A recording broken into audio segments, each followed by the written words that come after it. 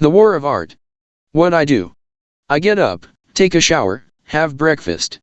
I read the paper, brush my teeth. If I have phone calls to make, I make them. I've got my coffee now. I put on my lucky work boots and stitch up the lucky laces that my niece Meredith gave me. I head back to my office, crank up the computer. My lucky hooded sweatshirt is draped over the chair, with the lucky charm I got from a gypsy in St. Mary's de la Mer for only $8 in francs, and my lucky Largo name tag that came from a dream I once had. I put it on. On my thesaurus is my lucky cannon that my friend Bob Verandi gave me from Morro Castle, Cuba. I point it toward my chair, so it can fire inspiration into me. I say my prayer, which is the invocation of the muse from Homer's Odyssey, translation by T.E. Lawrence. Lawrence of Arabia, which my dear mate Paul Rink gave me and which sits near my shelf with the cufflinks that belonged to my father and my lucky acorn from the battlefield at Thermopylae. It's about 10:30. Now, I sit down and plunge in. When I start making typos, I know I'm getting tired. That's 4 hours or so. I've hit the point of diminishing returns. I wrap for the day. Copy whatever I've done to disk and stash the disk in the glove compartment of my truck in case there's a fire and I have to run for it. I power down. It's 3:30. The office is closed. How many pages have I produced? I don't care. Are they any good? I don't even think about it. All that matters is I've put in my time and hit it with all I've got. All that counts is that, for this day, for this session, I have overcome resistance. What I know. There's a secret that real writers know that wannabe writers don't, and the secret is this: it's not the writing part that's hard. What's hard is sitting down to write. What keeps us from sitting down is resistance. The unlived life. Most of us have two lives. The life we live, and the unlived life within us. Between the two stands resistance. Have you ever brought home a treadmill and let it gather dust in the attic? Ever quit a diet, a course of yoga, a meditation practice? Have you ever bailed out on a call to embark upon a spiritual practice, dedicate yourself to a humanitarian calling, commit your life to the service of others? Have you ever wanted to be a mother, a doctor, an advocate for the weak and helpless, to run for office, crusade for the planet, campaign for world peace, or to preserve the environment? Late at night, have you experienced a vision of the person you might become, the work you could accomplish, the realized being you were meant to be? Are you a writer who doesn't write, a painter who doesn't paint, an entrepreneur who never starts a venture? Then you know what resistance is. One night I was laying down. I heard Papa talking to Mama. I heard Papa say, to let that boy boogie woogie. 'Cause it's in him and it's got to come out. John Lee Hooker, Boogie Chillin'. Resistance is the most toxic force on the planet. It is the root of more unhappiness than poverty, disease, and erectile dysfunction. To yield to resistance deforms our spirit. It stunts us and makes us less than we are and we're born to be. If you believe in God, and I do, you must declare resistance evil, for it prevents us from achieving the life God intended when He endowed each of us with our own unique genius. Genius is a Latin word. The Romans used it to denote an inner spirit, holy and inviolable, which watches over us, guiding us to our calling. A writer writes with his genius, an artist paints with hers. Everyone who creates operates from this sacramental center. It is our soul's seat, the vessel that holds our being in potential, our star's beacon and Polaris. Every sun casts a shadow, and genius's shadow is resistance.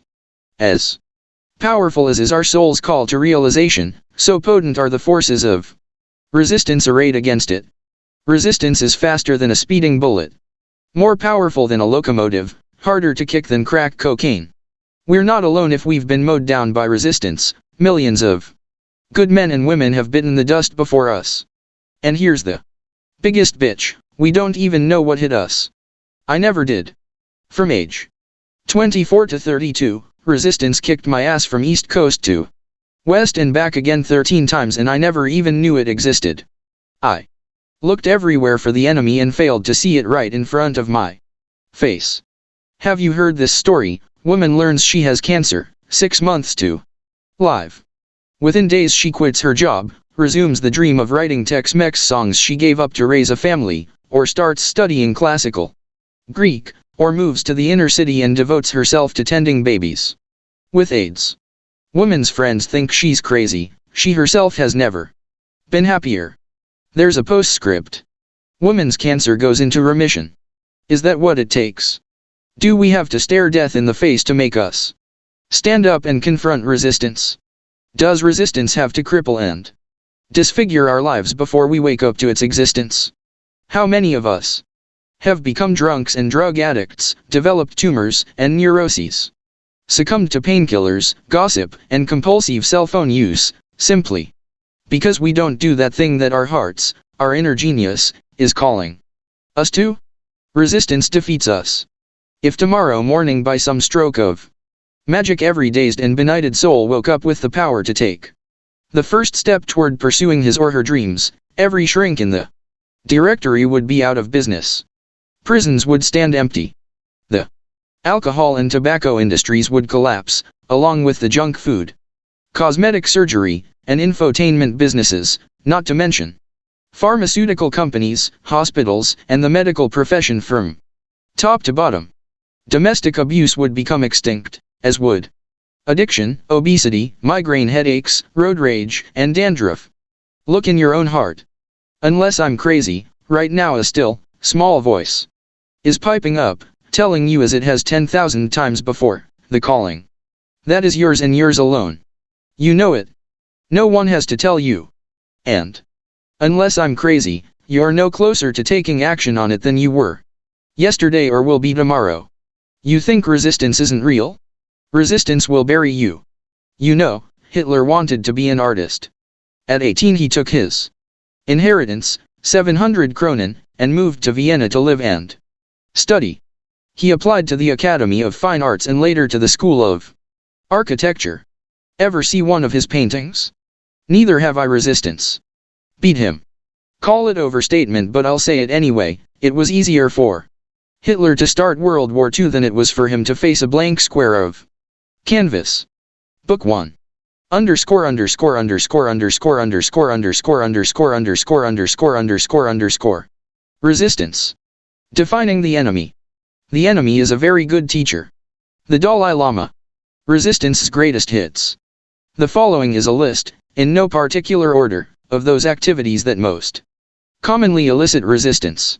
1. The pursuit of any calling in writing, painting, music, film, dance, or any creative art, however marginal or unconventional.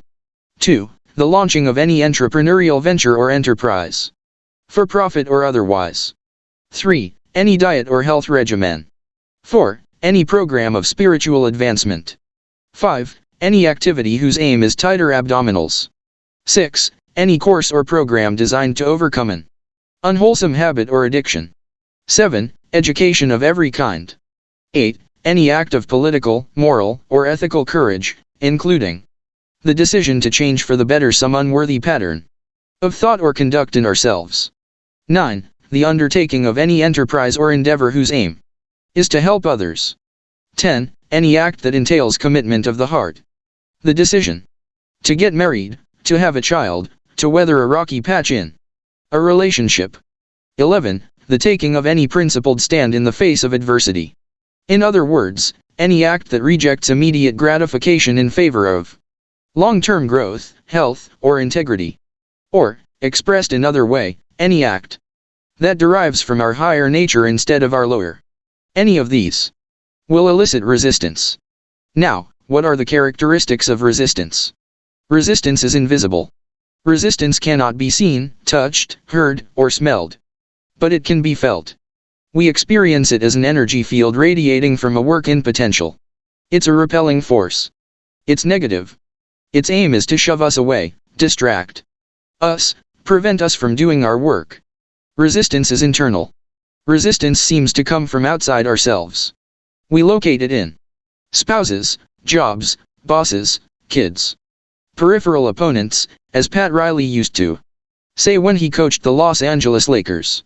Resistance is not a peripheral opponent. Resistance arises from within.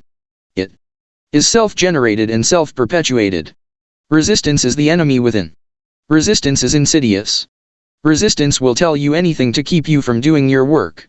It will perjure, fabricate, falsify, seduce, bully, cajole. Resistance is protean. It will assume any form, if that's what it takes to deceive you. It will reason with you like a lawyer or jam a 9mm in your face. Like a stick-up man. Resistance has no conscience.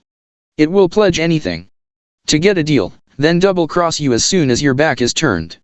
If you take resistance at its word, you deserve everything you get. Resistance is always lying and always full of shit. Resistance is implacable. Resistance is like the alien or the Terminator or the shark in Jaws. It cannot be reasoned with. It understands nothing but power. It is an engine of destruction, programmed from the factory with one object only, to prevent us from doing our work. Resistance is implacable, intractable, indefatigable. Reduce it to a single cell and that cell will continue to attack. This is resistance's nature. It's all it knows. Resistance is impersonal. Resistance is not out to get you personally. It doesn't know who you are, and doesn't care. Resistance is a force of nature. It acts objectively. Though it feels malevolent, resistance in fact operates with the indifference of rain and transits the heavens by the same laws as the stars. When we marshal our forces to combat resistance, we must remember this. Resistance is infallible. Like a magnetized needle floating on a surface of oil, resistance will unfailingly point to true north, meaning that calling or action it most wants to stop us from doing. We can use this. We can use it as a compass. We can navigate by resistance, letting it guide us to that calling or action that we must follow before all others. Rule of thumb: the more important a call or action is to our soul's evolution, the more resistance we will feel toward pursuing it. Resistance is universal. We're wrong if we think we're the only ones struggling with resistance. Everyone who has a body experiences resistance. Resistance never sleeps. Henry Fonda was still throwing up before each stage performance, even when he was 75. In other words, fear doesn't go away. The warrior and the artist live by the same code of necessity, which dictates that the battle must be fought anew every day. Resistance plays for keeps. Resistance's goal is not to wound or disable. Resistance aims to kill. Its target is the epicenter of our being, our genius, our soul, the unique and priceless gift we were put on earth to give and that no one else has but us. Resistance means business. When we fight it, we are in a war to the death. Resistance is fueled by fear. Resistance has no strength of its own. Every ounce of juice it possesses comes from us. We feed it with power by our fear of it. Master that fear, and we conquer resistance. Resistance only opposes in one direction. Resistance obstructs movement only from a lower sphere to a higher. It kicks in when we seek to pursue a calling in the arts, launch an innovative enterprise, or evolve to a higher station morally, ethically, or spiritually. So if you're in Calcutta working with the Mother Teresa Foundation and you're thinking of bolting to launch a career in telemarketing, relax. Resistance will give you a free pass. Resistance is most powerful at the finish line. Odysseus almost got home years before his actual homecoming. Ithaca was in sight, close enough that the sailors could see the smoke of their family's fires on shore. Odysseus was so certain he was safe, he actually lay down for a snooze. It was then that his men, believing there was gold in an ox-hide sack among their commander's possessions, snatched this prize and cut it open. The bag contained the adverse winds, which King Aeolus had bottled up for Odysseus when the wanderer had touched earlier at his blessed isle. The winds burst forth now in one mad blow, driving Odysseus' ships back across every league of ocean they had with such difficulty traversed, making him endure further trials and sufferings before, at last and alone, he reached home for good. The danger is greatest when the finish line is in sight. At this point, resistance knows we're about to beat it. It hits the panic button. It marshals one last assault and slams us with everything it's got. The professional must be alert for this counterattack. Be wary at the end. Don't open that bag of wind. Resistance recruits allies. Resistance by definition is self-sabotage. But there's a parallel peril that must also be guarded against: sabotage by others. When a writer begins to overcome her resistance, in other words, when she actually starts to write, she may find that those close to her begin acting strange. They may become moody or sullen, they may get sick. They may accuse the awakening writer of changing, of not being the person she was. The closer these people are to the awakening writer, the more bizarrely they will act and the more emotion they will put behind their actions. They are trying to sabotage her. The reason is that they are struggling, consciously or unconsciously, against their own resistance. The awakening writer's success becomes a reproach to them. If she can beat these demons, why can't they? Often couples or close friends, even entire families, will enter into tacit compacts whereby each individual pledges, unconsciously, to remain mired in the same slough in which she and all her cronies have become so comfortable. The highest treason a crab can commit is to make a leap for the rim of the bucket. The awakening artist must be ruthless, not only with herself but with others. Once you make your break, you can't turn around for your buddy who catches his trouser leg on the barbed wire. The best thing you can do for that friend, and he'd tell you this himself, if he really is your friend, is to get over the wall and keep motating. The best and only thing that one artist can do for another is to serve as an example and an inspiration. Now, let's consider the next aspect of resistance: symptoms. Resistance and procrastination. Procrastination is the most common manifestation of resistance because it's the easiest to rationalize. We don't tell ourselves, "I'm never going to write my symphony." Instead we say, "I am going to write my symphony, I'm just going to start tomorrow." Resistance and procrastination. Part 2. The most pernicious aspect of procrastination is that it can become a habit. We don't just put off our lives today, we put them off till our deathbed. Never forget, this very moment, we can change our lives. There never was a moment, and never will be, when we are without the power to alter our destiny. This second, we can turn the tables on resistance. This second, we can sit down and do our work. Resistance and sex. Sometimes resistance takes the form of sex, or an obsessive preoccupation with sex. Why sex? Because sex provides immediate and powerful gratification. When someone sleeps with us, we feel validated and approved of, even loved. Resistance gets a big kick out of that. It knows it has distracted us with a cheap, easy fix and kept us from doing our work. Of course, not all sex is a manifestation of resistance. In my experience, you can tell by the measure of hollowness you feel afterward. The more empty you feel, the more certain you can be that your true motivation was not love or even lust but resistance. It goes without saying that this principle applies to drugs, shopping, masturbation, TV, gossip, alcohol, and the consumption of all products containing fat, sugar, salt, or chocolate. Resistance and trouble. We get ourselves in trouble because it's a cheap way to get attention. Trouble is a faux form of fame. It's easier to get busted in the bedroom with the faculty chairman's wife than it is to finish that dissertation on the metaphysics of Motley in the novellas of Joseph Conrad. Ill health is a form of trouble, as are alcoholism and drug addiction. Proneness to accidents, all neurosis including compulsive screwing up, and such seemingly benign foibles as jealousy, chronic lateness, and the blasting of rap music at 110 dB from your smoked glass 95 Supra. Anything that draws attention to ourselves through pain-free or artificial means is a manifestation of resistance. Cruelty to others is a form of resistance, as is the willing endurance of cruelty from others. The working artist will not tolerate trouble in her life because she knows trouble prevents her from doing her work. The working artist banishes from her world all sources of trouble.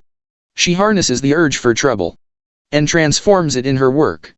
Resistance and self-dramatization. Creating soap opera in our lives is a symptom of resistance.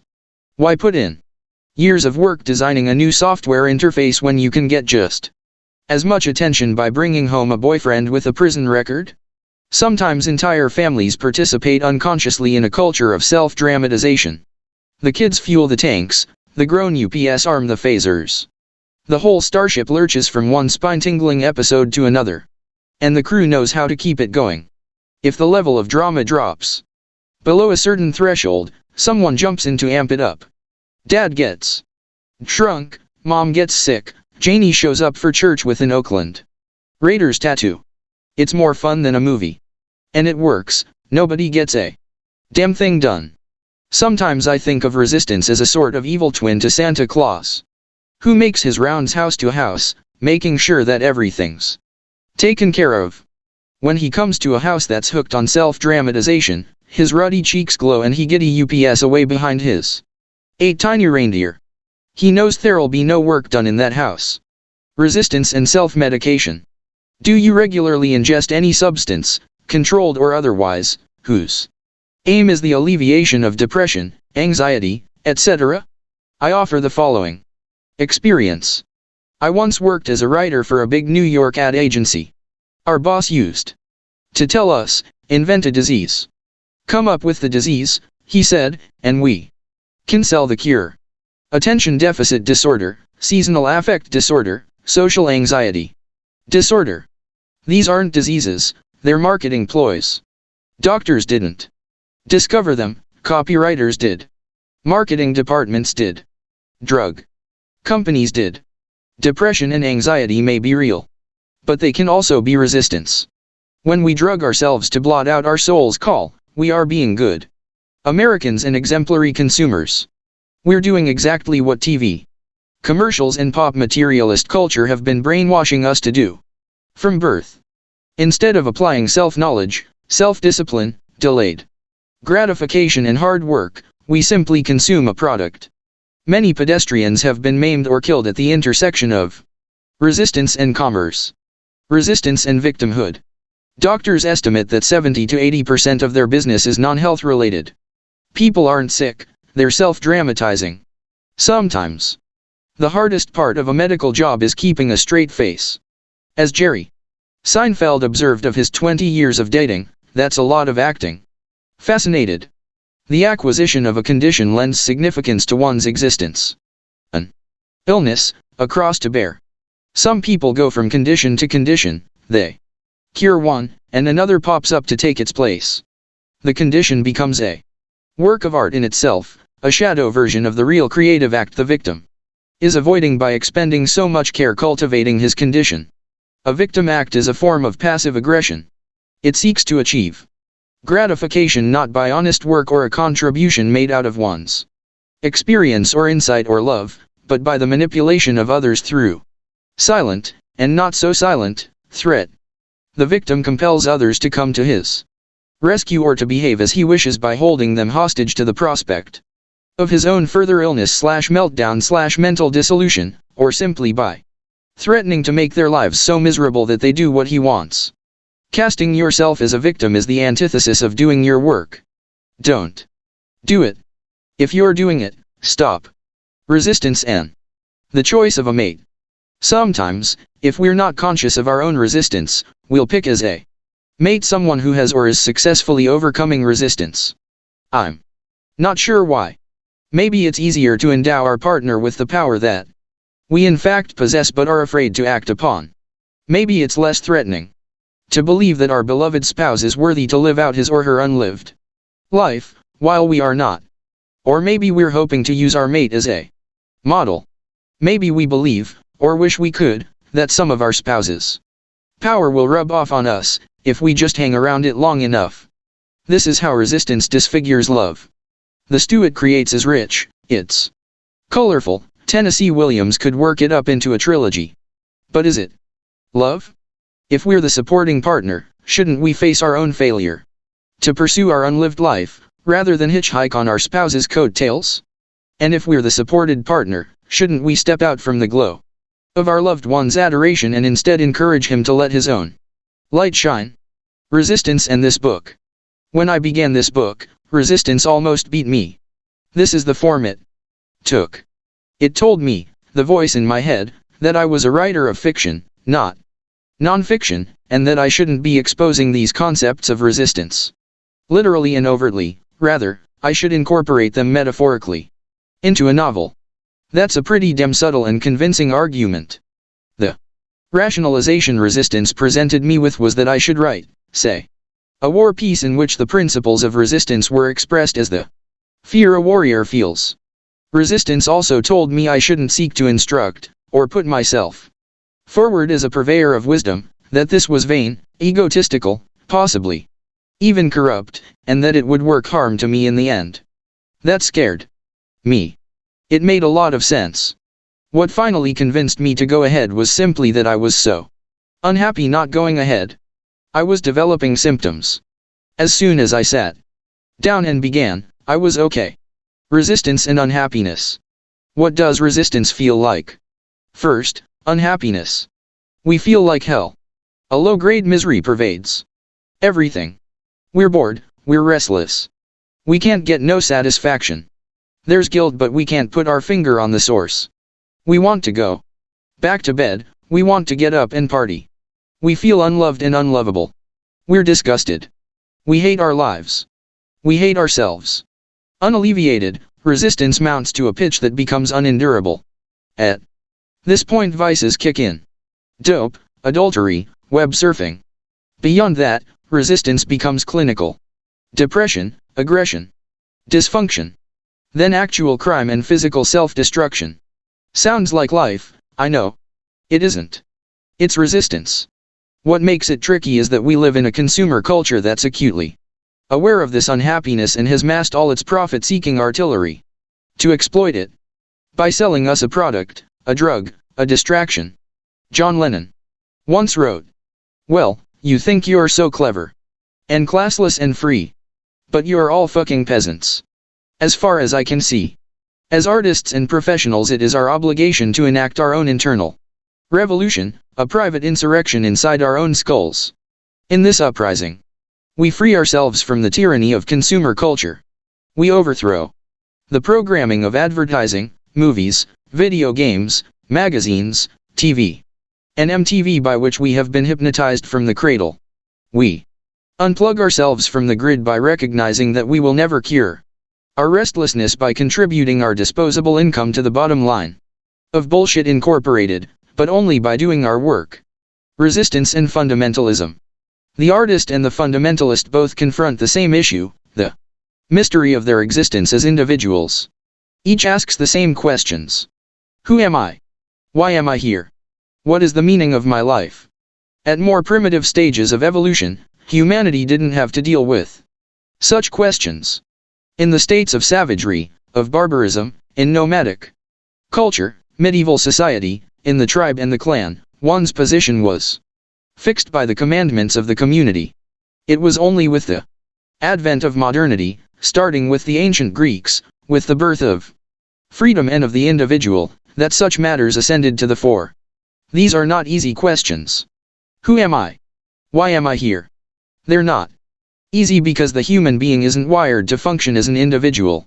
We're wired tribally, to act as part of a group. Our psyches are programmed by millions of years of hunter-gatherer evolution. We know what the clan is, we know how to fit into the band and the tribe. What we don't know is how to be alone. We don't know how to be free individuals. The artist and the fundamentalist arise from societies at differing stages of development. The artist is the advanced model. His culture possesses affluence, stability, enough excess of resource to permit the luxury of self-examination. The artist is grounded in freedom. He is not afraid of it. He is lucky. He was born in the right place. He has a core of self-confidence, of hope for the future. He believes in progress and evolution. His faith is that humankind is advancing, however haltingly and imperfectly, toward a better world. The fundamentalist entertains no such notion. In his view, humanity has fallen from a higher state. The truth is not out there awaiting revelation. It has already been revealed. The word of God has been spoken and recorded by his prophet, be he Jesus, Muhammad, or Karl Marx. Fundamentalism is the philosophy of the powerless, the conquered, the displaced and the dispossessed. Its spawning ground is the wreckage of political and military defeat, as Hebrew fundamentalism arose during the Babylonian captivity, as white Christian fundamentalism appeared in the American South during Reconstruction, as the notion of the master race evolved in Germany following World War I. In such desperate times, the vanquished race would perish without a doctrine that restored hope and pride. Islamic fundamentalism ascends from the same landscape of despair and possesses the same tremendous and potent appeal. What exactly is this despair? It is the despair of freedom. The dislocation and emasculation experienced by the individual cut free from the familiar and comforting structures of the tribe and the clan, the village, and the family. It is the state of modern life. The fundamentalist, or, more accurately, the beleaguered individual who comes to embrace fundamentalism, cannot stand freedom. He cannot find his way into the future, so he retreats to the past. He returns in imagination to the glory days of his race and seeks to reconstitute both them and himself in their purer, more virtuous light. He gets back to basics, to fundamentals. Fundamentalism and art are mutually exclusive. There is no such thing as fundamentalist art. This does not mean that the fundamentalist is not creative. Rather, his creativity is inverted. He creates destruction. Even the structures he builds, his schools and networks of organization, are dedicated to annihilation of his enemies and of himself. But the fundamentalist reserves his greatest creativity for the fashioning of Satan, the image of his foe, in opposition to which he defines and gives meaning to his own life. Like the artist, the fundamentalist experiences resistance. He experiences it as temptation to sin. Resistance to the fundamentalist is the call of the evil one, seeking to seduce him from his virtue. The fundamentalist is consumed with Satan, whom he loves as he loves death. Is it coincidence that the suicide bombers of the World Trade Center frequented strip clubs during their training, or that they conceived of their reward as a squadron of virgin brides and the license to ravish them in the flesh pots of heaven? The fundamentalist hates and fears women because he sees them as vessels of Satan, temptresses like Delilah who seduced Samson from his power. To combat the call of sin, i.e., resistance, the fundamentalist plunges either into action or into the study of sacred texts. He loses himself in these, much as the artist does in the process of creation. The difference is that while the one looks forward, hoping to create a better world, the other looks backward, seeking to return to a purer world from which he and all have fallen. The humanist believes that humankind, as individuals, is called upon to co-create the world with God. This is why he values human life so highly. In his view, things do progress, life does evolve, each individual has value, at least potentially, in advancing this cause. The fundamentalist cannot conceive of this. In his society, dissent is not just crime but apostasy, it is heresy, transgression against God himself. When fundamentalism wins, the world enters a dark age. Yet still I can't condemn one who is drawn to this philosophy. I consider my own inner journey, the advantages I've had of education, affluence, family support, health, and the blind good luck to be born American, and still I have learned to exist as an autonomous individual, if indeed I have, only by a whisker, and at a cost I would hate to have to reckon up. It may be that the human race is not ready for freedom. The air of liberty may be too rarefied for us to breathe. Certainly I wouldn't be writing this book on this subject if living with freedom were easy.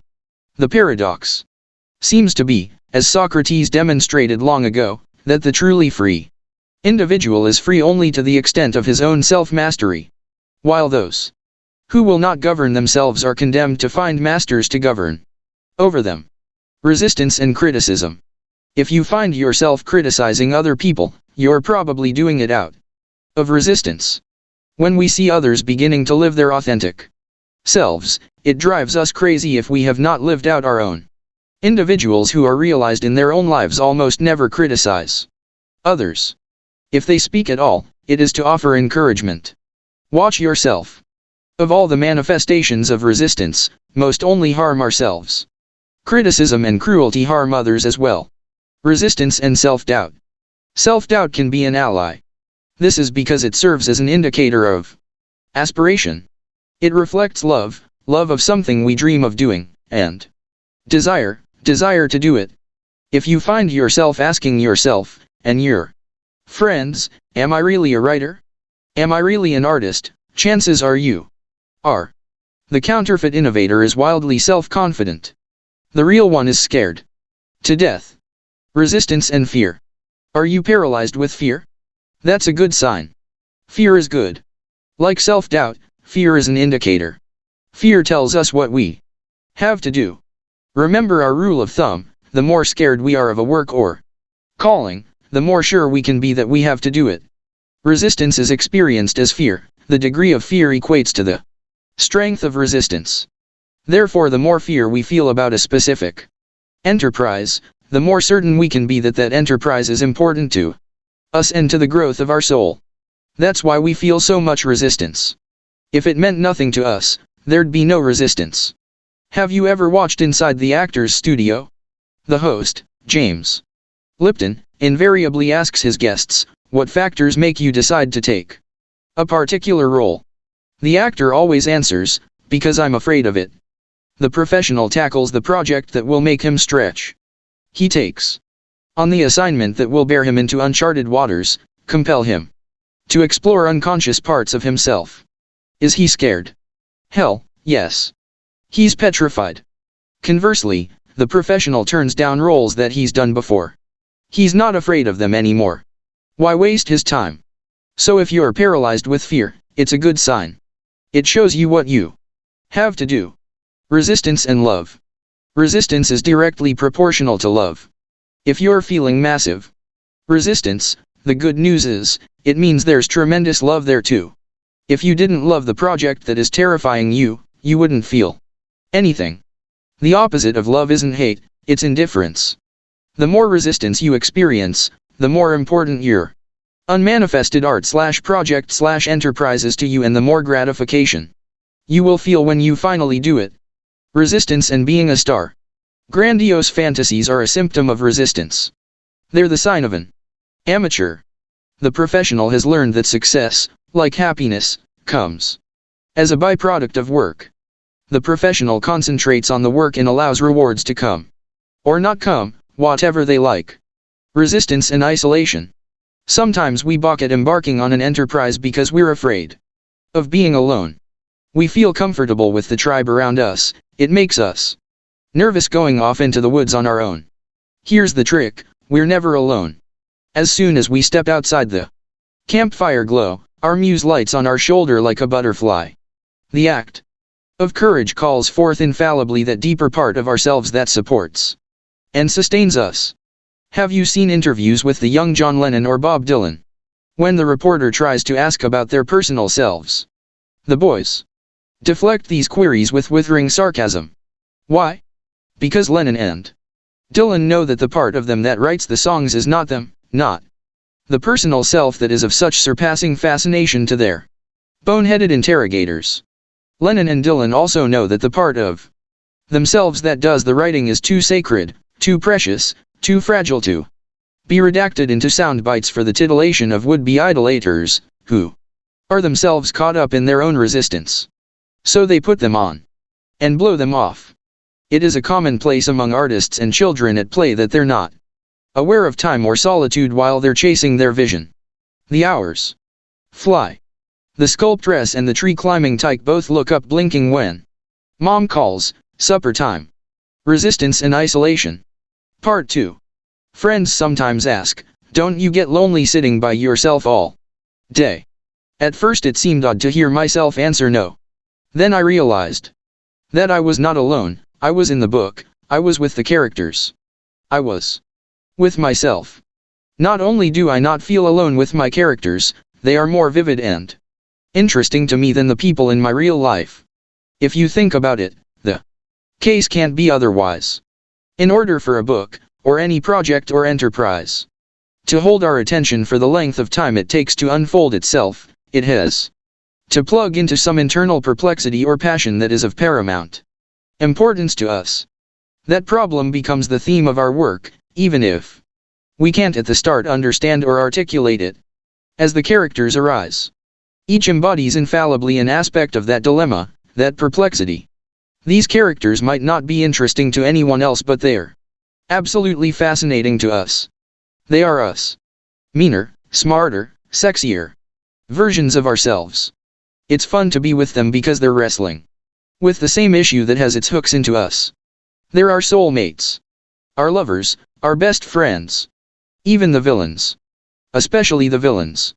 Even in a book like this, which has no characters, I don't feel alone. Because I'm imagining the reader, whom I conjure as an aspiring artist. Much like my own younger, less grizzled self, to whom I hope to impart a little starch and inspiration and prime, a little, with some hard knocks, wisdom and a few tricks of the trade. Resistance and healing. Have you ever spent time in Santa Fe? There's a subculture of healing there. The idea is that there's something therapeutic in the atmosphere. A safe place to go and get yourself together. There are other places, Santa Barbara and Ojai, California, come to mind, usually populated by upper middle class people with more time and money than they know what to do with, in which a culture of healing also obtains. The concept in all these environments seems to be that one needs to complete his healing before he is ready to do his work. This way of thinking, are you ahead of me, is a form of resistance. What are we trying to heal, anyway? The athlete knows the day will never come when he wakes up pain-free. He has to play hurt. Remember, the part of us that we imagine needs healing is not the part we create from. That part is far deeper and stronger. The part we create from can't be touched by anything our parents did, or society did. That part is unsullied, uncorrupted, soundproof, waterproof, and bulletproof. In fact, the more troubles we've got, the better and richer that part becomes. The part that needs healing is our personal life. Personal life has nothing to do with work.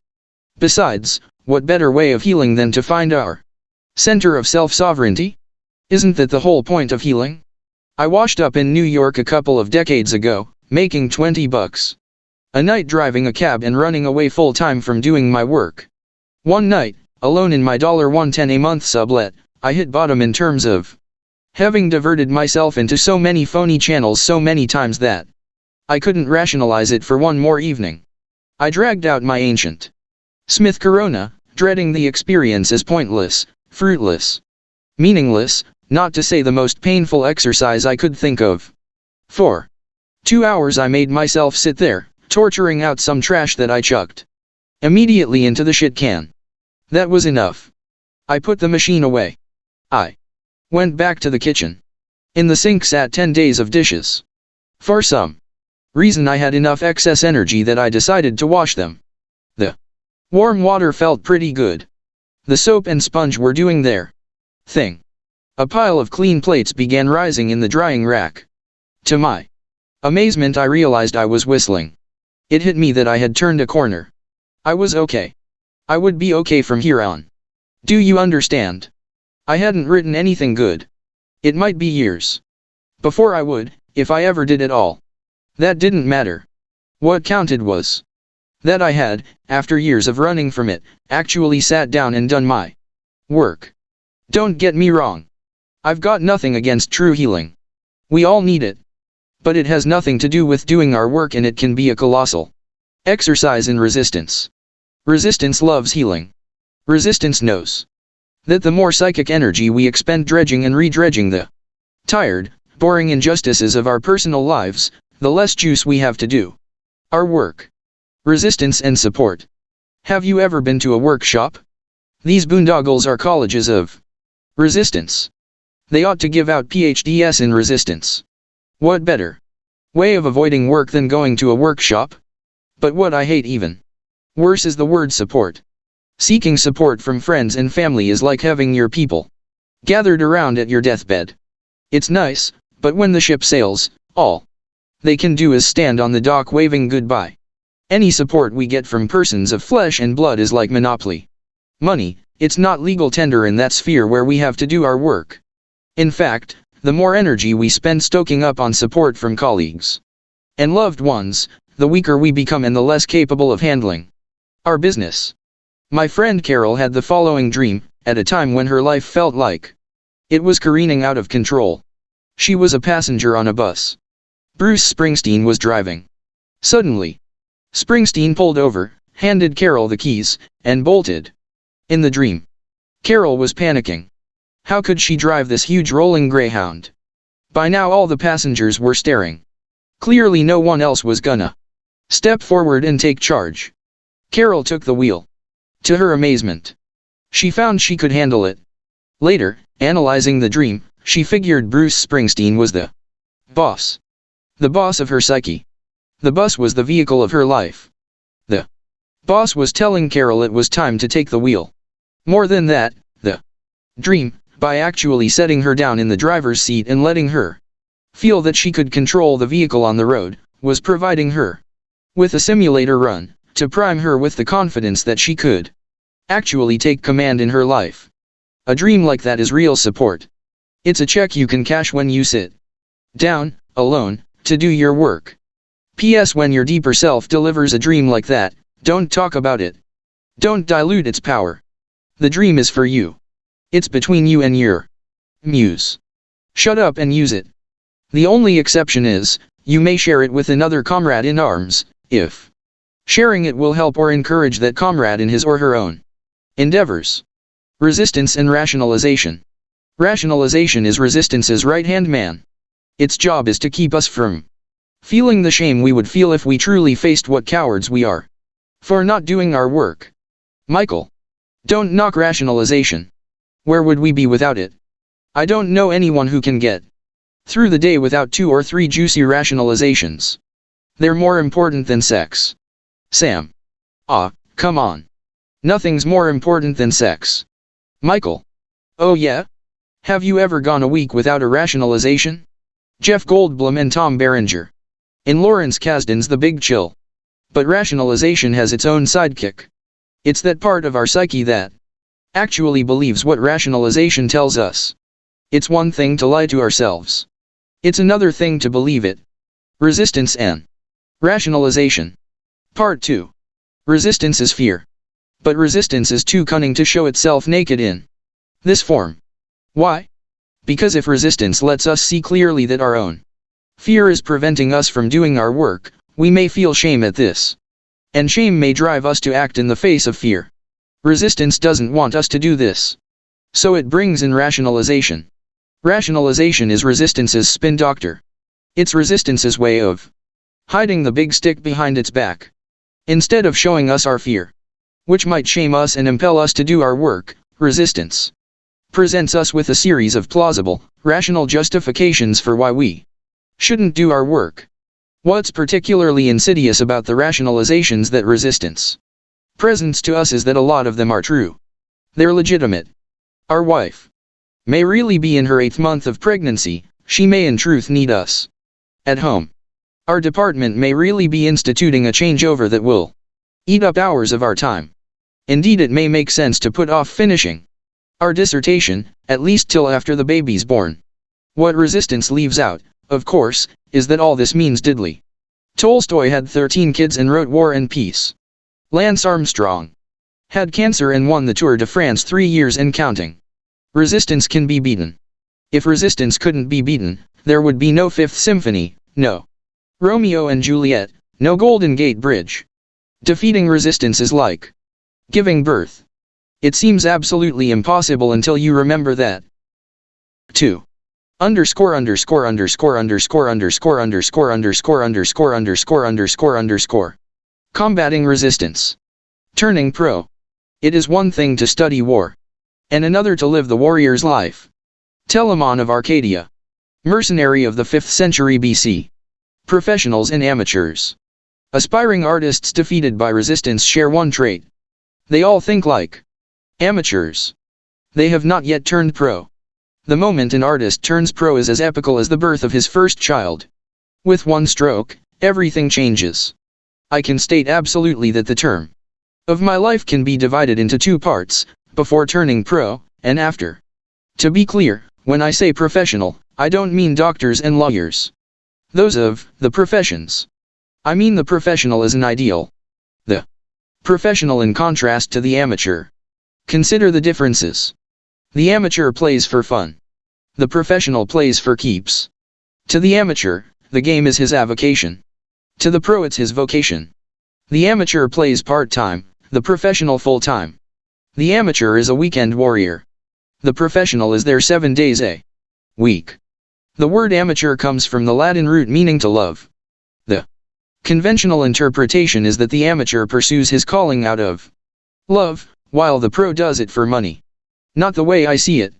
In my view, the amateur does not love the game enough.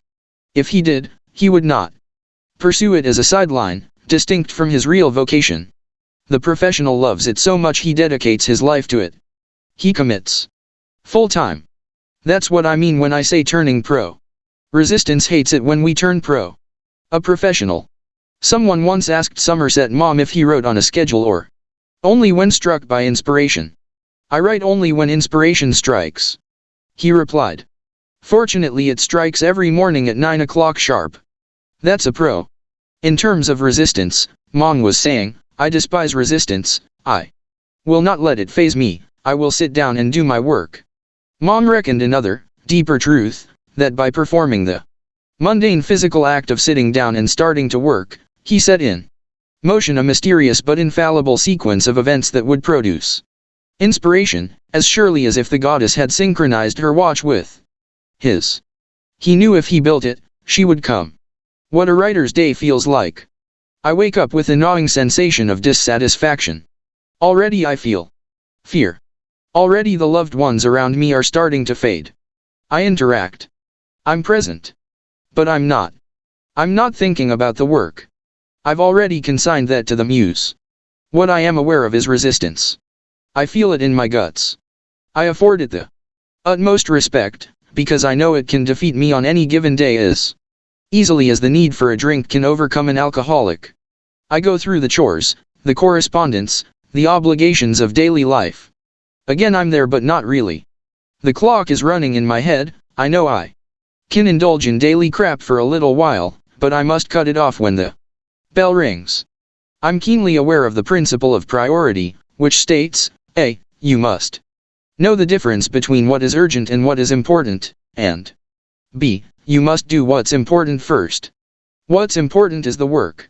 That's the game I have to suit up for. That's the field on which I have to leave everything I've got. Do I really believe that my work is crucial to the planet's survival? Of course not. But it's as important to me as catching that mouse is to the hawk circling outside my window. He's hungry. He needs a kill. So do I. I'm done with my chores now. It's time. I say my prayer and head out on the hunt. The sun isn't up yet, it's cold, the fields are sopping. Brambles scratch my ankles, branches snap back in my face. The hill is a Sinofa bitch, but what can you do? Set one foot in front of another and keep climbing. An hour passes. I'm warmer now, the pace has got my blood going. The years have taught me one skill, how to be miserable. I know how to shut up and keep humping. This is a great asset because it's human, the proper role for a mortal. It does not offend the gods, but elicits their intercession. My bitching self is receding now. The instincts are taking over. Another hour passes. I turn the corner of a thicket and there he is. The nice fat hair I knew would show up if I just kept plugging. Home from the hill, I thank the immortals and offer up their portion of the kill. They brought it to me, they deserve their share. I am grateful. I joke with my kids beside the fire. They're happy, the old man has brought home the bacon. The old lady's happy, she's cooking it up. I'm happy, I've earned my keep on the planet, at least for this day. Resistance is not a factor now. I don't think of the hunt and I don't think of the office. The tension drains from my neck and back.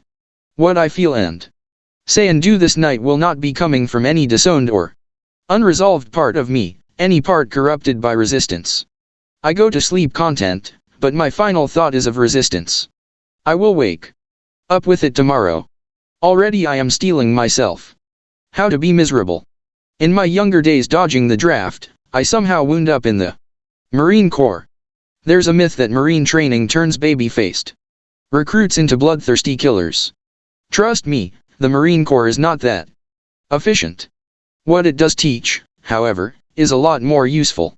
The Marine Corps teaches you how to be miserable. This is invaluable for an artist. Marines love to be miserable. Marines derive a perverse satisfaction from having colder chow, crappier equipment, and higher casualty rates than any outfit of dog faces, swab jockeys, or flyboys, all of whom they despise. Why? Because these candy asses don't know how to be miserable.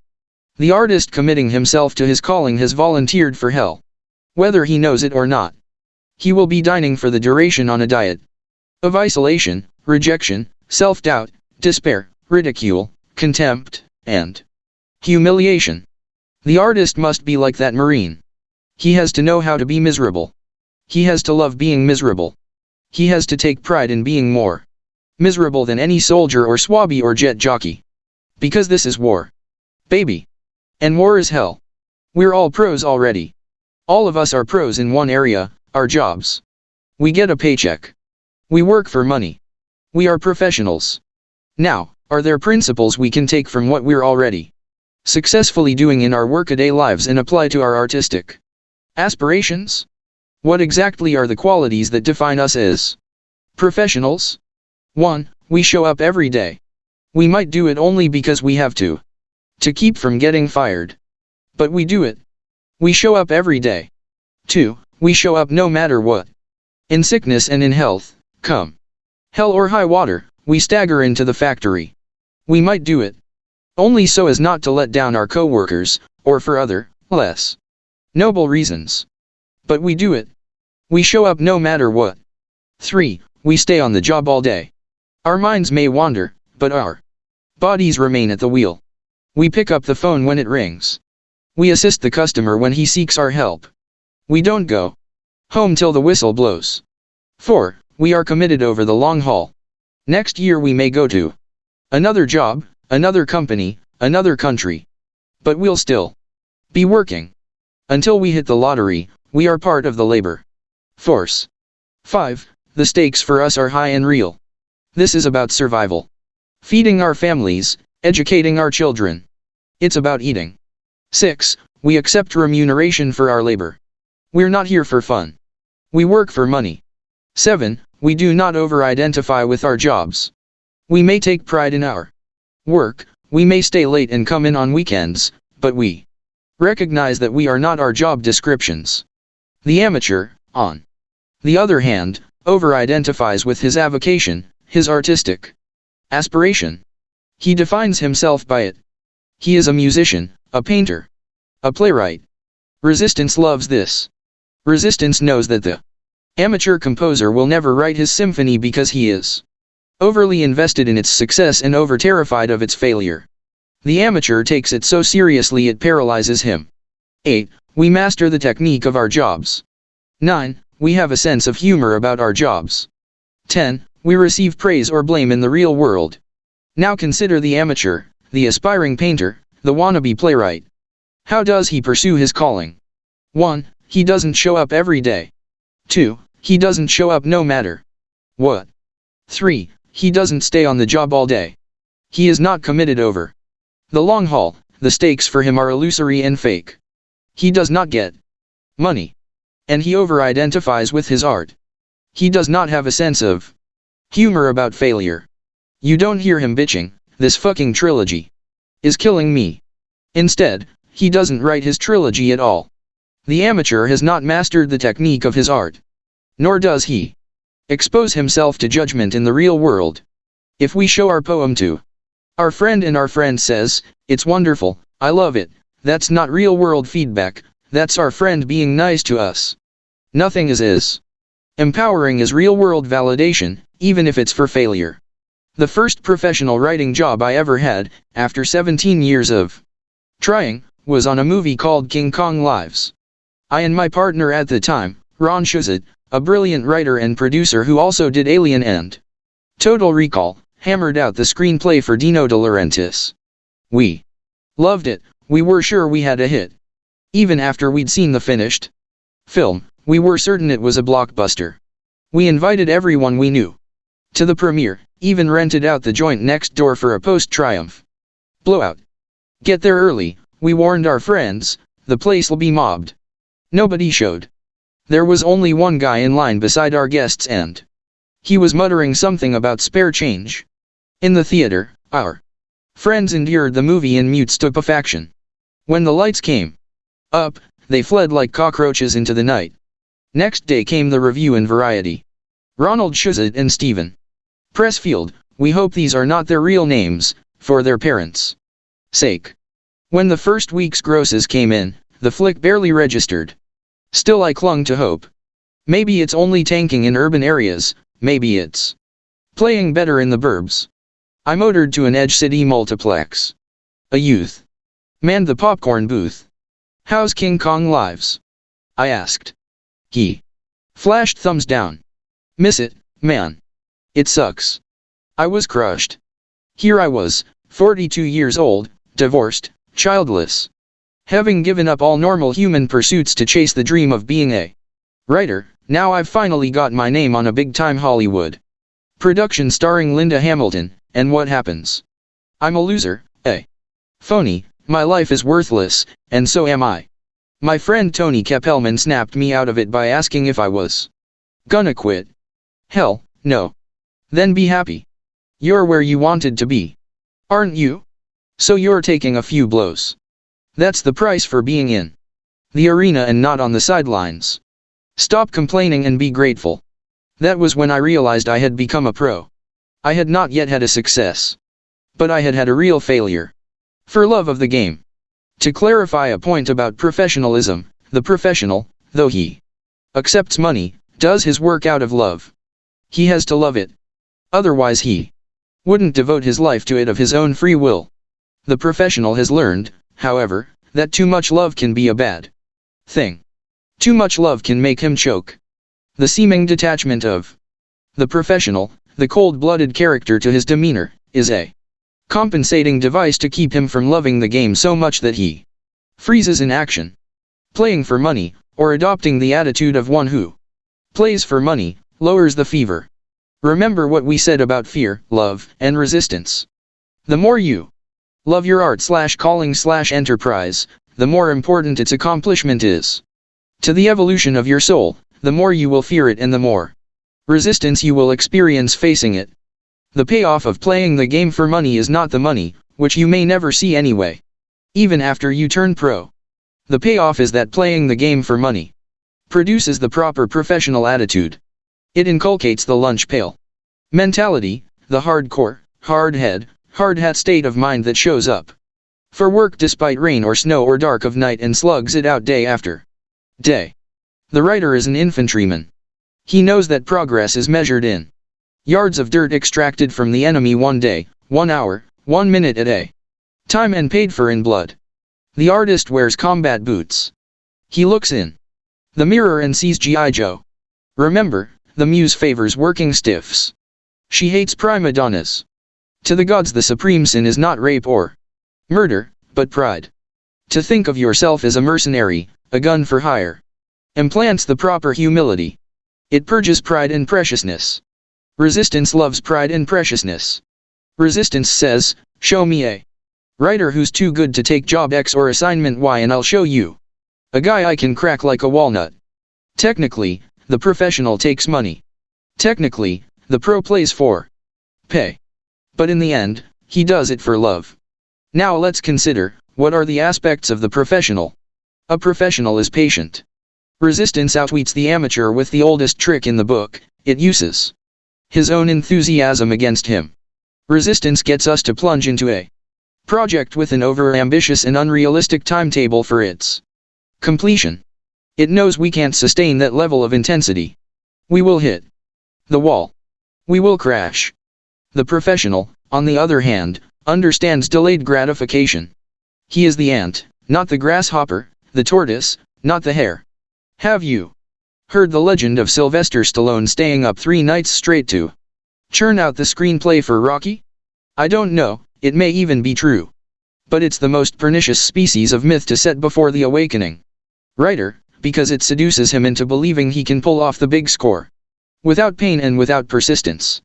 The professional arms himself with patience, not only to give the stars time to align in his career, but to keep himself from flaming out in each individual work.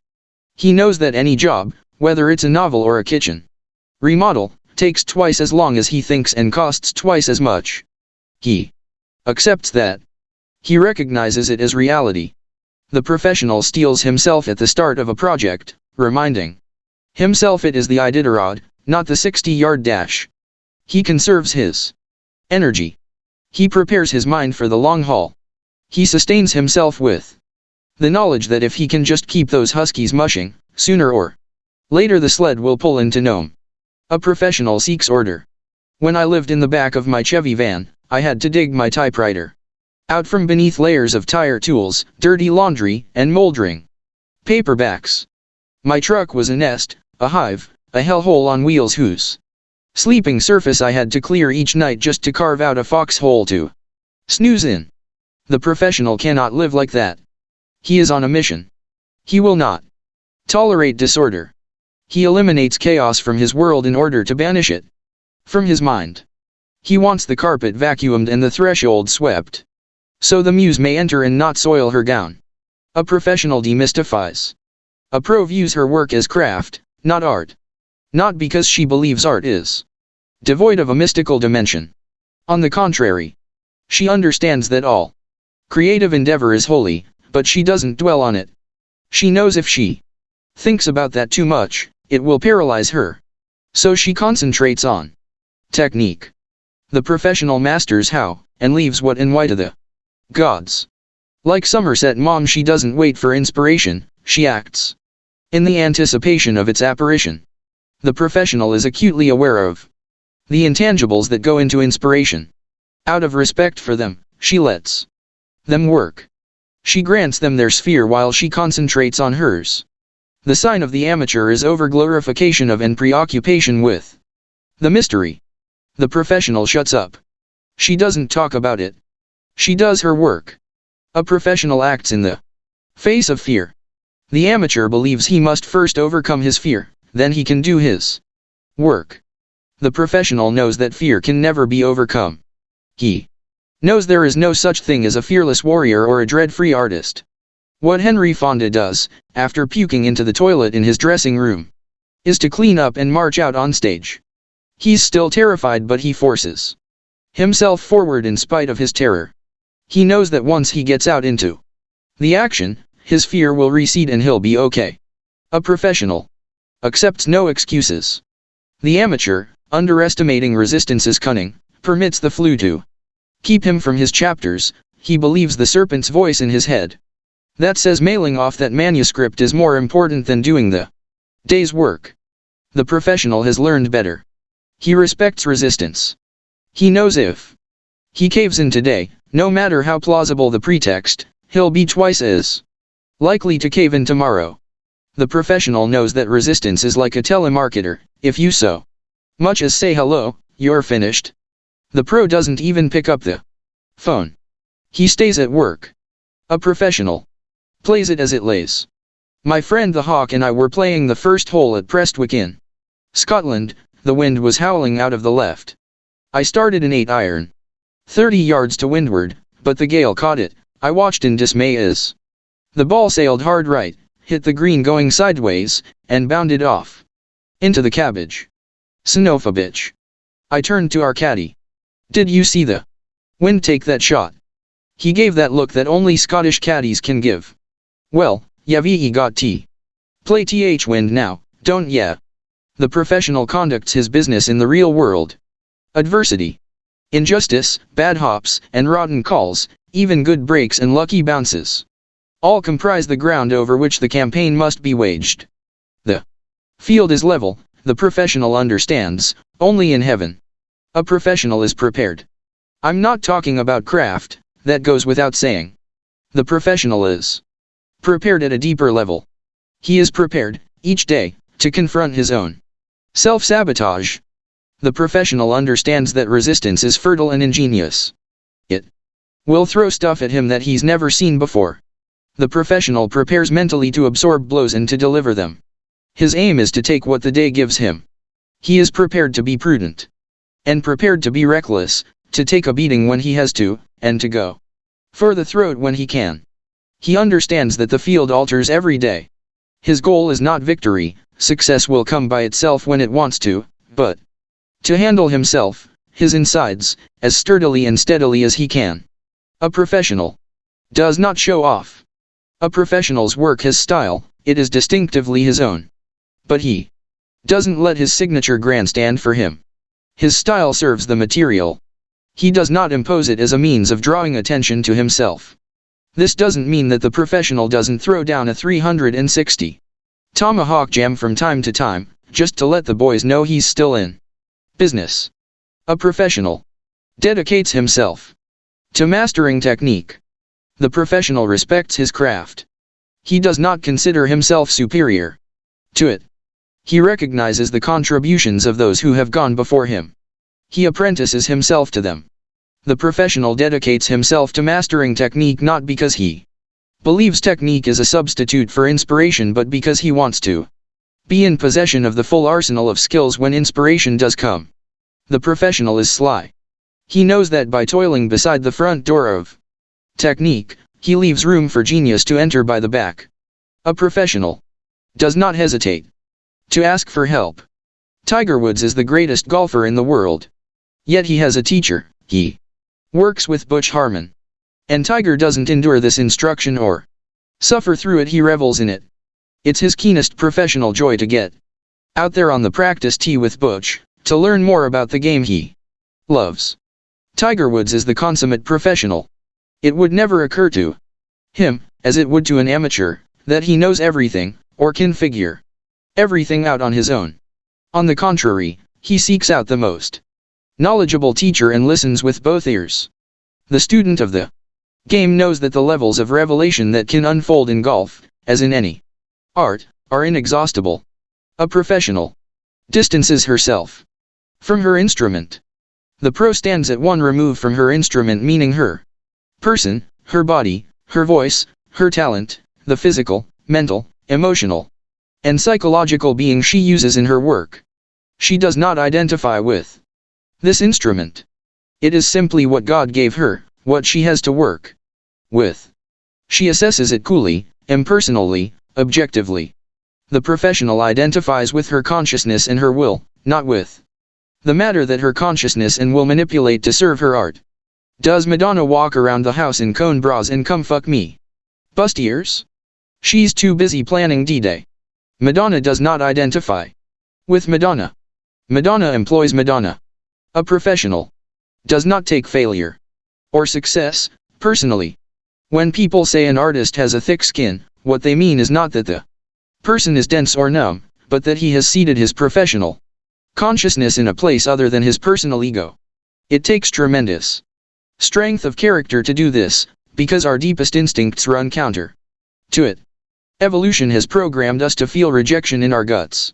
This is how the tribe enforced obedience, by wielding the threat of expulsion. Fear of rejection isn't just psychological, it's biological. It's in our cells. Resistance knows this and uses it against us. It uses fear of rejection to paralyze us and prevent us, if not from doing our work, then from exposing it to public evaluation. I had a dear friend who had labored for years on an excellent and deeply personal novel. It was done. He had it in its mailing box. But he couldn't make himself send it off. Fear of rejection unmanned him. The professional cannot take rejection personally because to do so reinforces resistance. Editors are not the enemy, critics are not the enemy. Resistance is the enemy. The battle is inside our own heads. We cannot let external criticism, even if it's true, fortify our internal foe. That foe is strong enough already. A professional schools herself to stand apart from her performance, even as she gives herself to it heart and soul. The Bhagavad Gita tells us we have a right only to our labor, not to the fruits of our labor. All the warrior can give is his life, all the athlete can do is leave everything on the field. The professional loves her work. She is invested in it wholeheartedly. But she does not forget that the work is not her. Her artistic self contains many works and many performances. Already the next is percolating inside her. The next will be better, and the one after that better still. The professional self-validates. She is tough-minded. In the face of indifference or adulation, she assesses her stuff coldly and objectively. Where it fell short, she'll improve it. Where it triumphed, she'll make it better still. She'll work harder. She'll be back tomorrow. The professional gives an ear to criticism, seeking to learn and grow. But she never forgets that resistance is using criticism against her on a far more diabolical level. Resistance enlists criticism to reinforce the fifth column of fear already at work inside the artist's head, seeking to break her will and crack her dedication. The professional does not fall for this. Her resolution, before all others, remains, no matter what, I will never let resistance beat me. A professional endures adversity. I had been in Tinseltown 5 years, had finished 9 screenplays on spec, none of which had sold. Finally I got a meeting with a big producer. He kept taking phone calls, even as I pitched my stuff. He had one of those headset things, so he didn't even have to pick up a receiver. The calls came in and he took them. Finally one came that was personal. Would you mind, he asked, indicating the door. I need some privacy. On this one. I exited. The door closed behind me. 10 minutes passed. I was standing out by the secretaries. 20 more minutes passed. Finally, the producer's door opened. He came out pulling on his jacket. Oh, I'm so sorry. He had forgotten all about me. I'm human. This hurt. I wasn't a kid either. I was in my 40s, with a rap sheet of failure as long as your arm. The professional cannot let himself take humiliation personally. Humiliation, like rejection and criticism, is the external reflection of internal resistance. The professional endures adversity. He lets the bird shit splash down on his slicker, remembering that it comes clean with a heavy-duty hosing. He himself, his creative center, cannot be buried, even beneath a mountain of guano. His core is bulletproof. Nothing can touch it unless he lets it.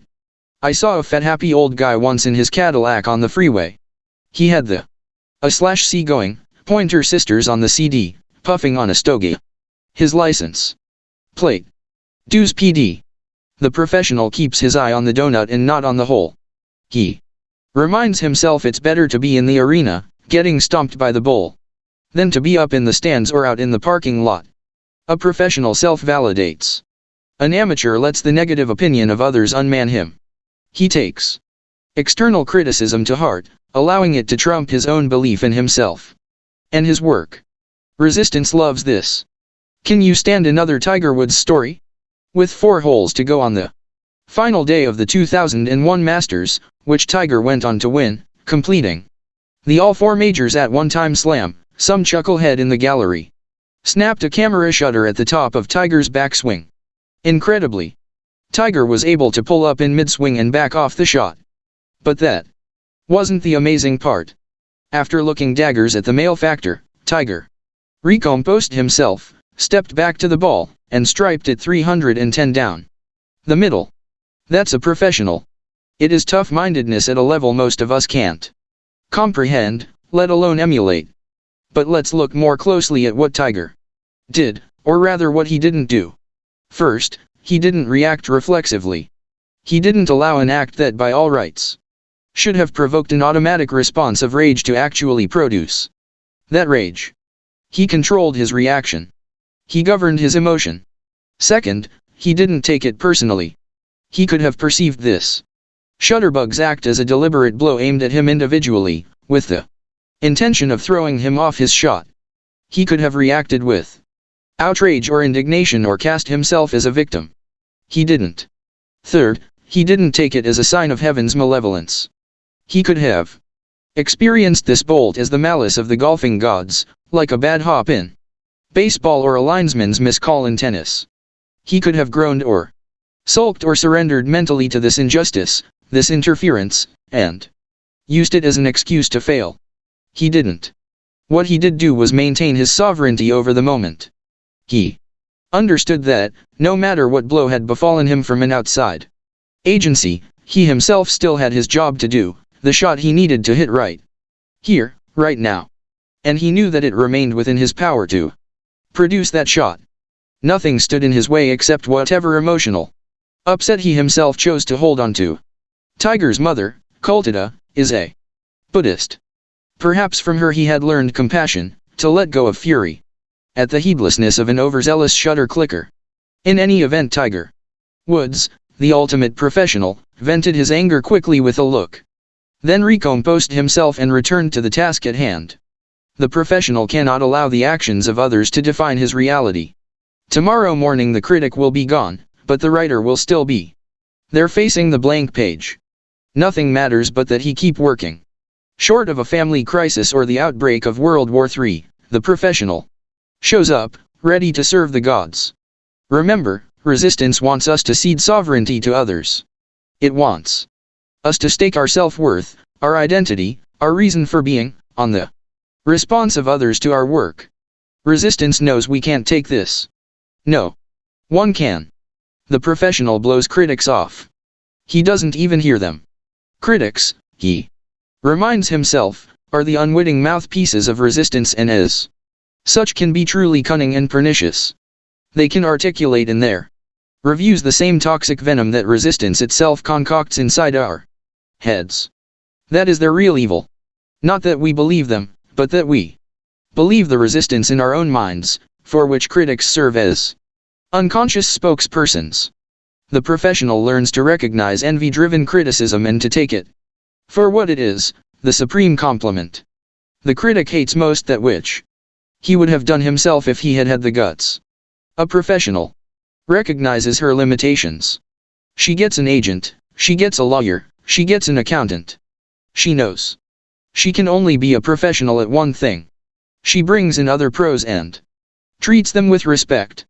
A professional reinvents himself. Goldie Hawn once observed that there are only 3 ages for an actress. In Hollywood, Babe, D.A., and Driving Miss Daisy. She was making a different point, but the truth remains, as artists we serve the muse, and the muse may have more than one job for us over our lifetime. The professional does not permit himself to become hidebound within one incarnation, however comfortable or successful. Like a transmigrating soul, he shucks his outworn body and dons a new one. He continues his journey. A professional is recognized by other professionals.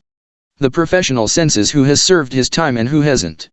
Like Alan Ladd and Jack Palance circling each other in chain, a gun recognizes another gun. You Incorporated. When I first moved to Los Angeles and made the acquaintance of working screenwriters, I learned that many had their own corporations. They provided their writing services not as themselves but as loan-outs from their one-man businesses. Their writing contracts were F/S/O4 services of themselves. I had never seen this before. I thought it was pretty cool.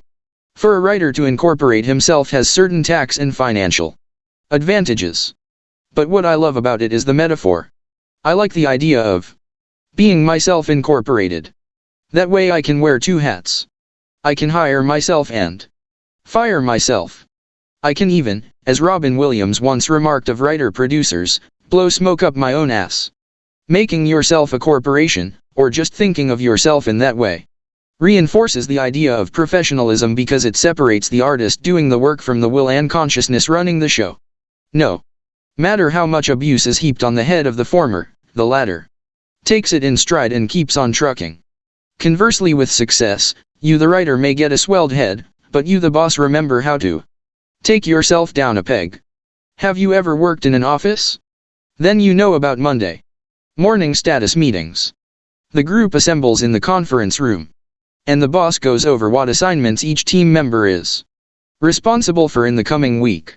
When the meeting breaks up, an assistant prepares a worksheet and distributes it. When this hits your desk an hour later, you know exactly what you have to do that week.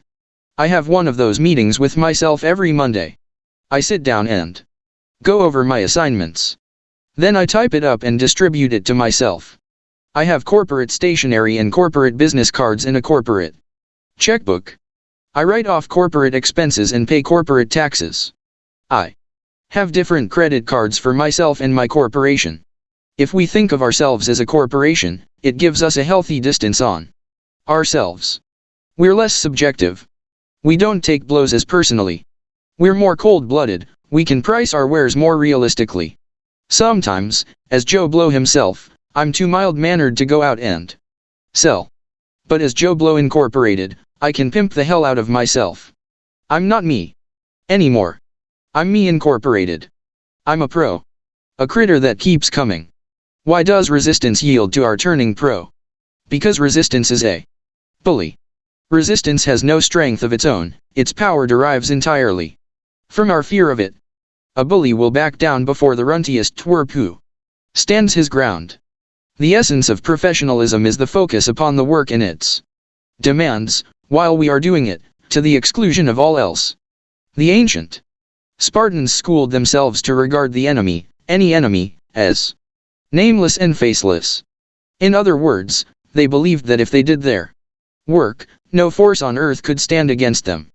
In The Searchers, John Wayne and Jeffrey Hunter pursue the war chief, Scar, who has kidnapped their young kinswoman, played by Natalie Wood. Winter stops them, but Wayne's character, Ethan Edwards, does not slacken his resolve. He'll return to the trail in spring, he declares, and, sooner or later, the fugitive's vigilance will slacken. Ethan seems he never learns there's such a thing as a critter that might just keep coming on. So we'll find M in the end, I promise you that. Just as sure as the turning of the earth. The pro keeps coming on. He beats resistance at its own game by being even more resolute and even more implacable than it is. No mystery. There's no mystery to turning pro.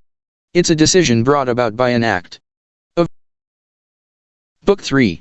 Underscore underscore underscore underscore underscore underscore underscore underscore underscore underscore underscore. Beyond resistance. The higher realm.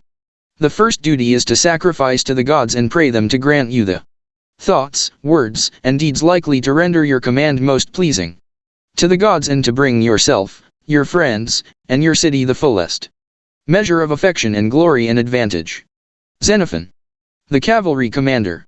Angels in the abstract. The next few chapters are going to be about those invisible psychic forces that support and sustain us in our journey toward ourselves. I plan on using terms like muses and angels. Does that make you uncomfortable? If it does, you have my permission to think of angels in the abstract. Consider these forces as being impersonal as gravity. Maybe they are. It's not hard to believe, is it, that a force exists in every grain and seed to make it grow? Or that in every kitten or colt is an instinct that impels it to run and play and learn? Just as resistance can be thought of as personal, I've said resistance loves such and such or hates such and such, it can also be viewed as a force of nature as impersonal as entropy or molecular decay. Similarly, the call to growth can be conceptualized as personal, a daimon or genius, an angel or a muse, or as impersonal, like the tides or the transiting of Venus. Either way works, as long as we're comfortable with it. Or if extra dimensionality doesn't sit well with you in any form, think of it as talent, programmed into our genes by evolution. The point, for the thesis I'm seeking to put forward, is that there are forces we can call our allies. As resistance works to keep us from becoming who we were born to be, equal and opposite powers are counterpoised against it. These are our allies and angels. Approaching the mystery. Why have I stressed professionalism so heavily in the preceding chapters? Because the most important thing about art is to work. Nothing else matters except sitting down every day and trying. Why is this so important? Because when we sit down day after day and keep grinding, something mysterious starts to happen. A process is set into motion by which, inevitably and infallibly, heaven comes to our aid. Unseen forces enlist in our cause, serendipity reinforces our purpose. This is the other secret that real artists know and wannabe writers don't. When we sit down each day and do our work, power concentrates around us. The muse takes note of our dedication. She approves. We have earned favor in her sight. When we sit down and work, we become like a magnetized rod that attracts iron filings. Ideas come. Insights accrete. Just as resistance has its seat in hell, so creation has its home in heaven. And it's not just a witness, but an eager and active ally. What I call professionalism someone else might call the artist's code or the warrior's way. It's an attitude of egolessness and service. The Knights of the Round Table were chaste and self-effacing. Yet they dueled dragons. We're facing dragons too. Fire-breathing griffins of the soul, whom we must outfight and outwit to reach the treasure of ourself and potential and to release the maiden who is God's plan and destiny for ourselves and the answer to why we were put on this planet. Invoking the Muse. The quote from Xenophon that opens this section comes from a pamphlet called The Cavalry Commander, in which the celebrated warrior and historian proffers instruction to those young gentlemen who aspired to be officers of the Athenian Equestrian Corps.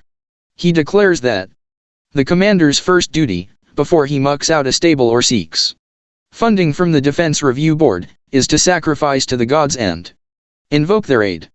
I do the same thing. The last thing I do before I sit down to work is say my prayer to the Muse. I say it out loud, in absolute earnest. Only then do I get down to business.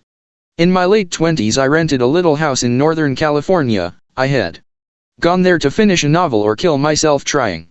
By that time I had blown up a marriage to a girl I loved with all my heart, screwed up 2 careers, blah blah, etc., all because, though I had no understanding of this at the time, I could not handle resistance. I had one novel 9/10 of the way through and another at 99/100 before I threw them in the trash.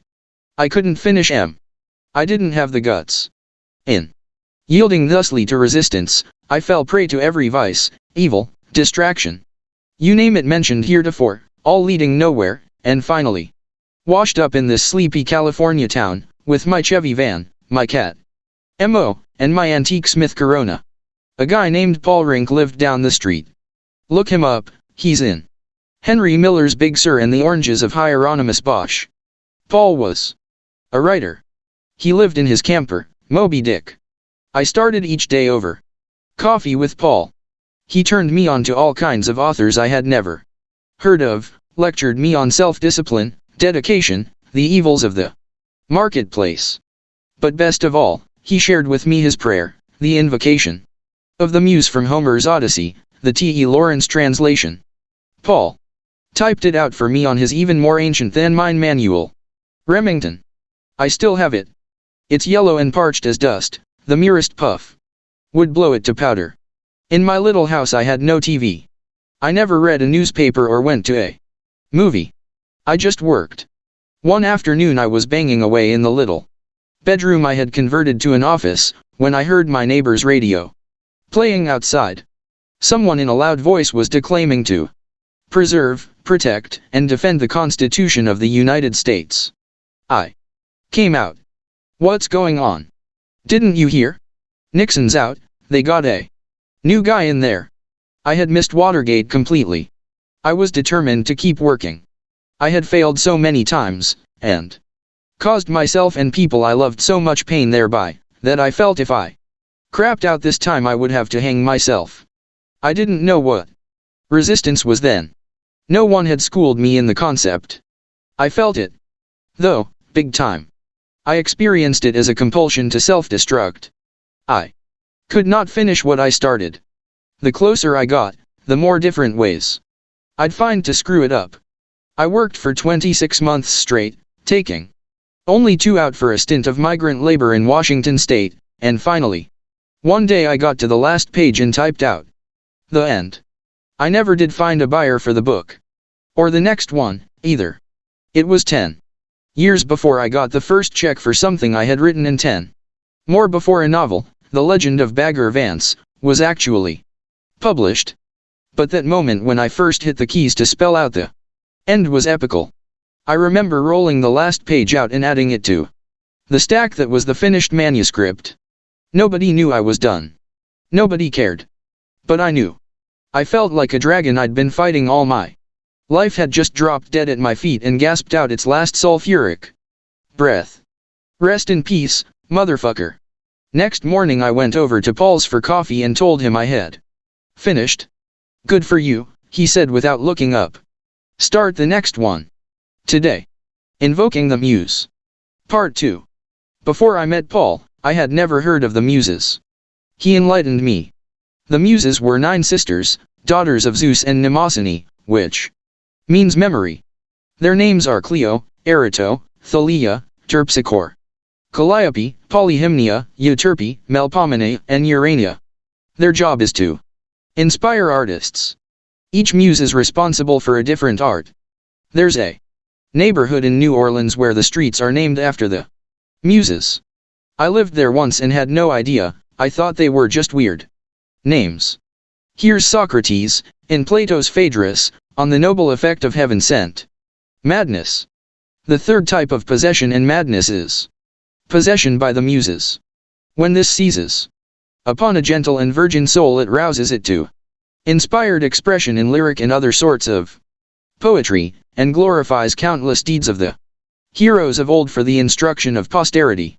But if a man comes to the door of poetry, untouched by the madness of the muses, believing that technique alone will make him a good poet, he and his sane compositions never reach perfection, but are utterly eclipsed by the performances of the inspired madman. The Greek way of apprehending the mystery was to personify it. The ancients sensed powerful primordial forces in the world. To make them approachable, they gave them human faces. They called them Zeus, Apollo, Aphrodite. American Indians felt the same mystery but rendered it in animistic forms: bear teacher, hawk messenger, coyote trickster.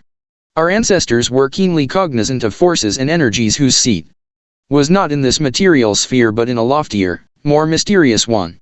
What did they believe about this higher reality? First, they believed that death did not exist there. The gods are immortal. The gods, though not unlike humans, are infinitely more powerful. To defy their will is futile. To act toward heaven with pride is to call down calamity. Time and space display an altered existence in this higher dimension. The gods travel swift as thought. They can tell the future, some of them, and though the playwright Agathon tells us this alone is denied to God, the power to undo the past. Yet the immortals can play tricks with time, as we ourselves may. Sometimes, in dreams or visions.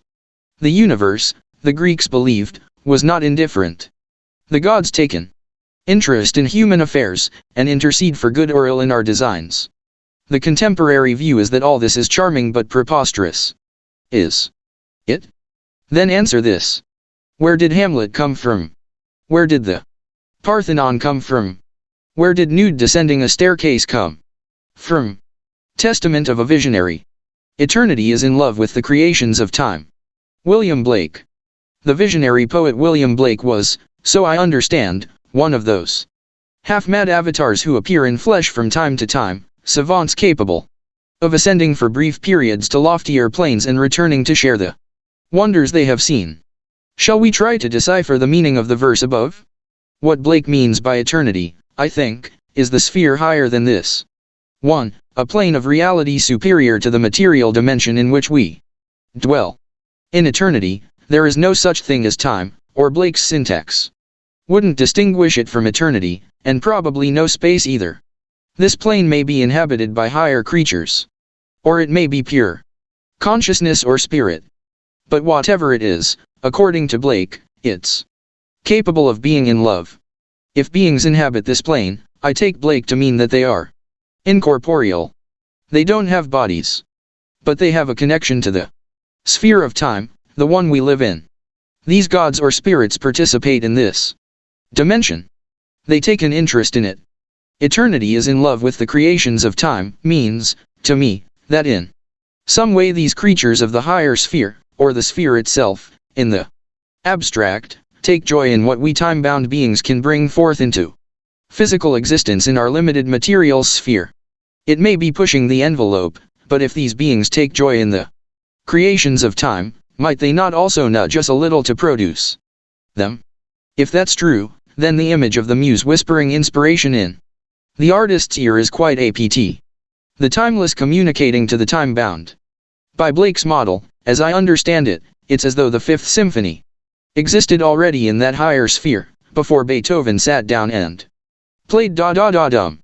The catch was this: the work existed only as potential, without a body, so to speak. It wasn't music yet.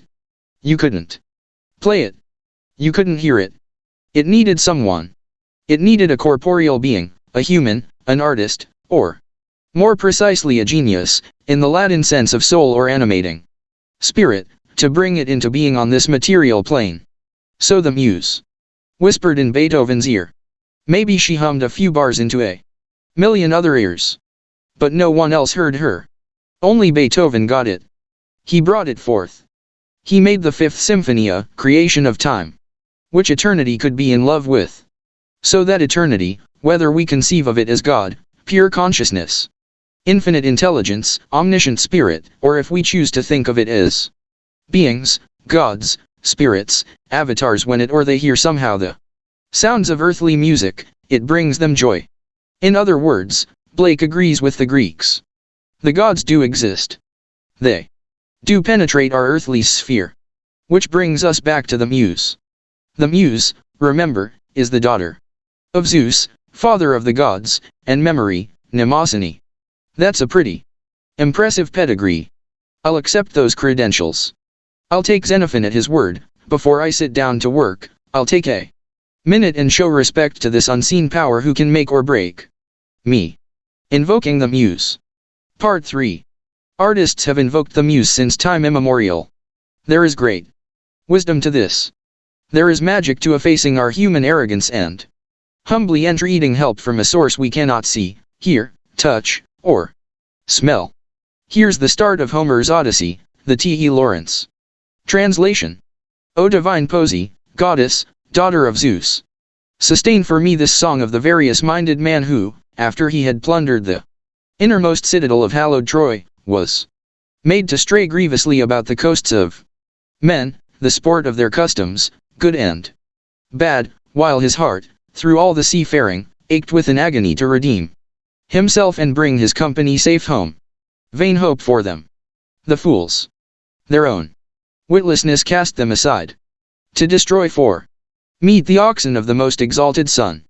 Wherefore the sun god blotted out the day of their return. Make this tale live for us in all its many bearings, O Muse. This passage will reward closer study. First, divine Poesy. When we invoke the Muse, we are calling on a force, not just from a different plane of reality, but from a holier plane. Goddess, daughter of Zeus. Not only are we invoking divine intercession, but intercession on the highest level, just one remove from the top. Sustain for me. Homer doesn't ask for brilliance or success. He just wants to keep this thing going. This song. That about covers it. From the brothers Karamazov to your new venture in the plumbing supply business. I love the summation of Odysseus' trials that comprises the body of the invocation. It's Joseph Campbell's hero's journey in a nutshell, as concise a synopsis of the story of every man as it gets. There's the initial crime, which we all inevitably commit, which ejects the hero from his homebound complacency and propels him upon his wanderings, the yearning for redemption, the untiring campaign to get home, meaning back to God's grace, back to himself. I admire particularly the warning against the second crime, to destroy for meet the oxen of the most exalted sun. That's the felony that calls down soul destruction, the employment of the sacred for profane means. Prostitution. Selling out. Lastly, the artist's wish for his work, make this tale live for us in all its many bearings, O Muse. That's what we want, isn't it? More than make it great, make it live. And not from one angle only, but in all its many bearings. Okay. We've said our prayer. We're ready to work. Now what? The magic of making a start. Concerning all acts of initiative and creation, there is one elementary truth, the ignorance of which kills countless ideas and splendid plans, that the moment one definitely commits oneself, then providence moves to. All sorts of things occur to help one that would not otherwise have occurred. A whole stream of events issues from the decision, raising in one's favor all manner of unforeseen incidents and meetings and material assistance which no man would have dreamed would come his way. I have learned A deep respect for one of Goethe's couplets. Whatever you can do, or dream you can. Begin it. Boldness has genius, magic, and power in it. Begin it now. W. H. Murray. The Scottish Himalayan Expedition. Did you ever see Wings of Desire, Wim Wenders' film about angels? Among Us? City of Angels with Meg Ryan and Nicolas Cage was the American version. I believe it. I believe there are angels. They're here. But we can't see them. Angels work for God. It's their job to help us. Wake us up. Bump us along. Angels are agents of evolution. The Kabbalah describes angels as bundles of light, meaning intelligence, consciousness. Kabbalists believe that above every blade of grass is an angel crying, grow. Grow. I'll go further. I believe that above the entire human race is one super angel crying, evolve. Evolve. Angels are like muses. They know stuff we don't. They want to help us. They're on the other side of a pane of glass, shouting to get our attention.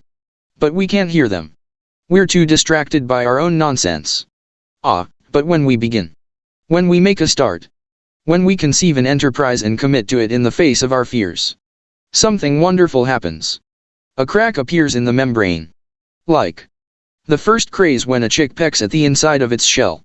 Angel midwives congregate around us, they assist as we give birth to ourselves. To that person we were born to be, to the one whose destiny was encoded in our soul, our daimon, our genius. When we make a beginning, we get out of our own way and allow the angels to come in and do their job. They can speak to us now in it. Makes them happy. It makes God happy. Eternity, as Blake might have told us, has opened a portal into time. And we're it. The magic of keeping going. When I finish a day's work, I head up into the hills for a hike. I take a pocket tape recorder because I know that as my surface mind empties with the walk, another part of me will chime in and start talking. The word leer on page 342, it should be ogle. You repeated yourself in chapter 21. The last sentence is just like that. One in the middle of chapter 7. That's the kind of stuff that comes. It comes to all of us, every day, every minute. These paragraphs I'm writing now were dictated to me yesterday. They replace a prior, weaker opening to this chapter. I'm unspooling the new improved version now, right off the recorder. This process of self-revision and self-correction is so common we don't even notice. But it's a miracle. And its implications are staggering. Who's doing this revising anyway? What force is yanking at our sleeves? What does it tell us about the architecture of our psyches that, without our exerting effort or even thinking about it, some voice in our head pipes up to counsel us, and counsel us wisely, on how to do our work and live our lives? Whose voice is it? What software is grinding away, scanning gigabytes, while we, our mainstream selves, are otherwise occupied? Are these angels?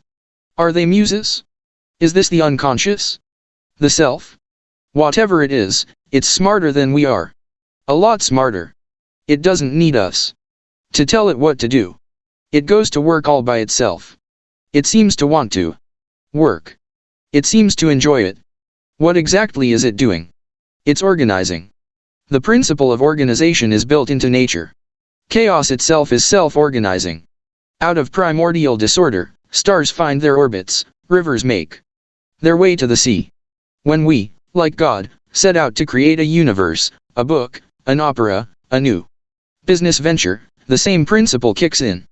Our screenplay resolves itself into a 3-act structure, our symphony takes shape into movements, our plumbing supply venture discovers its optimum chain of command. How do we experience this? By having ideas. Insights pop into our heads while we're shaving or taking a shower, or even, amazingly, while we're actually working. The elves behind this are smart. If we forget something, they remind us. If we veer off course, they trim the tabs and steer us back. What can we conclude from this? Clearly some intelligence is at work, independent of our conscious mind. And yet in alliance with it, processing our material for us and alongside us. This is why artists are modest. They know they're not doing the work. They're just taking dictation. It's also why non-creative people hate creative people, because they're jealous. They sense that artists and writers are tapped into some grid of energy and inspiration that they themselves cannot connect with. Of course, this is nonsense. We're all creative. We all have the same psyche. The same everyday miracles are happening in all our heads day by day, minute by minute. Largo. In my 20s I drove tractor trailers for a company called Burton Lines. In Durham, North Carolina. I wasn't very good at it, my self-destruction demons had me. Only blind luck kept me from killing myself and any other poor suckers who happened to be on the highway at the same time. It was a tough period. I was broke, estranged from my wife and my family. One night I had this dream. I was part of the crew of an aircraft carrier. Only the ship was stuck on dry land. It was still launching its jets and doing its thing, but it was marooned half a mile from the ocean. The sailors all knew how screwed up the situation was. They felt it as a keen and constant distress. The only bright spot was there was a Marine gunnery sergeant on board nicknamed Largo. In the dream it seemed like the coolest name anyone could possibly have. Largo. I loved it. Largo was one of those hardcore senior non-coms like the Burt Lancaster character, Warden, in From Here to Eternity. The one guy on the ship who knows exactly what's going on, the tough old Sarge who makes all the decisions and actually runs the show. But where was Largo? I was standing miserably by the rail when the captain came over and started talking to me. Even he was lost. It was his ship, but he didn't know how to get it off dry land. I was nervous, finding myself in conversation with the brass, and couldn't think of a thing to say. The skipper didn't seem to notice. He just turned to me casually and said, "What the hell are we gonna do, Largo?" I woke up electrified. I was Largo. I was the salty old gunny. The power to take charge was in my hands. All I had to do was believe it. Where did this dream come from? Plainly its intent was benevolent. What was its source? And what does it say about the workings of the universe that such things happen at all? Again, we've all had dreams like that. Again, they're common as dirt. So is the sunrise. That doesn't make it any less a miracle. Before I got to North Carolina I worked in the oil fields around Buras, Louisiana. I lived in a bunkhouse with a bunch of other transient geeks. One guy had picked up a paperback about meditation in a bookstore in New Orleans. He was teaching me how to do it. I used to go out to this dock after work and see if I could get into it. One night this came. I was sitting cross-legged when an eagle came and landed on my shoulders. The eagle merged with me and took off flying, so that my head became its head and my arms its wings. It felt completely authentic. I could feel the air under my wings, as solid as water feels when you row in it with an oar. It was substantial. You could push off against it. So this was how birds flew. I realized that it was impossible for a bird to fall out of the sky. All it would have to do was extend its wings. The solid air would hold it up with the same power we feel when we stick our hand out the window of a moving car. I was pretty impressed with this movie that was playing in my head, but I still had no idea what it meant. I asked the eagle, "Hey, what am I supposed to be learning from this?" A voice answered silently, "You're supposed to learn that things that you think are nothing, as weightless as air, are actually powerful, substantial forces, as real and as solid as earth." I understood. The eagle was telling me that dreams, visions, meditations, such as this very one, things that I had till now disdained as fantasy and illusion, were as real and as solid as anything in my waking life. I believed the eagle. I got the message. How could I not? I had felt the solidness of the air. I knew he was telling the truth. Which brings us back to the question, where did the eagle come from? Why did he show up at just the right time to tell me just what I needed to hear? Clearly some unseen intelligence had created him, giving him form as an eagle so that I would understand what it wanted to communicate. This intelligence was babying me along, keeping it simple, making its point in terms so clear and elementary that even someone as numb and asleep as I was could understand. Life and death. Remember the movie Billy Jack starring Tom Laughlin? The film and its sequels have long since decamped to cable, but Tom Laughlin is still very much around. In addition to his movie work, he's a lecturer and author and a Jungian-schooled psychologist whose specialty is working with people who have been diagnosed with cancer. Tom Laughlin teaches and leads workshops. Here's a paraphrase of something I heard him say. The moment a person learns he's got terminal cancer, a profound shift takes place in his psyche. At one stroke in the doctor's office he becomes aware of what really matters to him. Things that 60 seconds earlier had seemed all important suddenly appear meaningless, while people and concerns that he had till then dismissed at once take on supreme importance. Maybe, he realizes, working this weekend on that big deal at the office isn't all that vital. Maybe it's more important to fly cross-country for his grandson's graduation. Maybe it isn't so crucial that he have the last word in the fight with his wife. Maybe instead he should tell her how much she means to him and how deeply he has always loved her. Other thoughts occur to the patient diagnosed as terminal. What about that gift he had for music? What became of the passion he once felt to work with the sick and the homeless? Why do these unlived lives return now with such power and poignancy? Faced with our imminent extinction, Tom Laughlin believes, all assumptions are called into question. What does our life mean? Have we lived it right? Are there vital acts we've left unperformed, crucial words unspoken? Is it too late? Tom Laughlin draws a diagram of the psyche, a Jungian-derived model that looks something like this. The ego, Jung tells us, is that part of the psyche that we think of as I. Our conscious intelligence. Our everyday brain that thinks, plans and runs the show of our day-to-day life. The self, as Jung defined it, is a greater entity, which includes the ego, but also incorporates the personal and collective unconscious. Dreams and intuitions come from the self. The archetypes of the unconscious dwell there. It is, Jung believed, the sphere of the soul. What happens in that instant when we learn we may soon die, Tom Laughlin contends, is that the seat of our consciousness shifts. It moves from the ego to the self. The world is entirely new, viewed from the self. At once we discern what's really important. Superficial concerns fall away, replaced by a deeper, more profoundly grounded perspective. This is how Tom Laughlin's foundation battles cancer.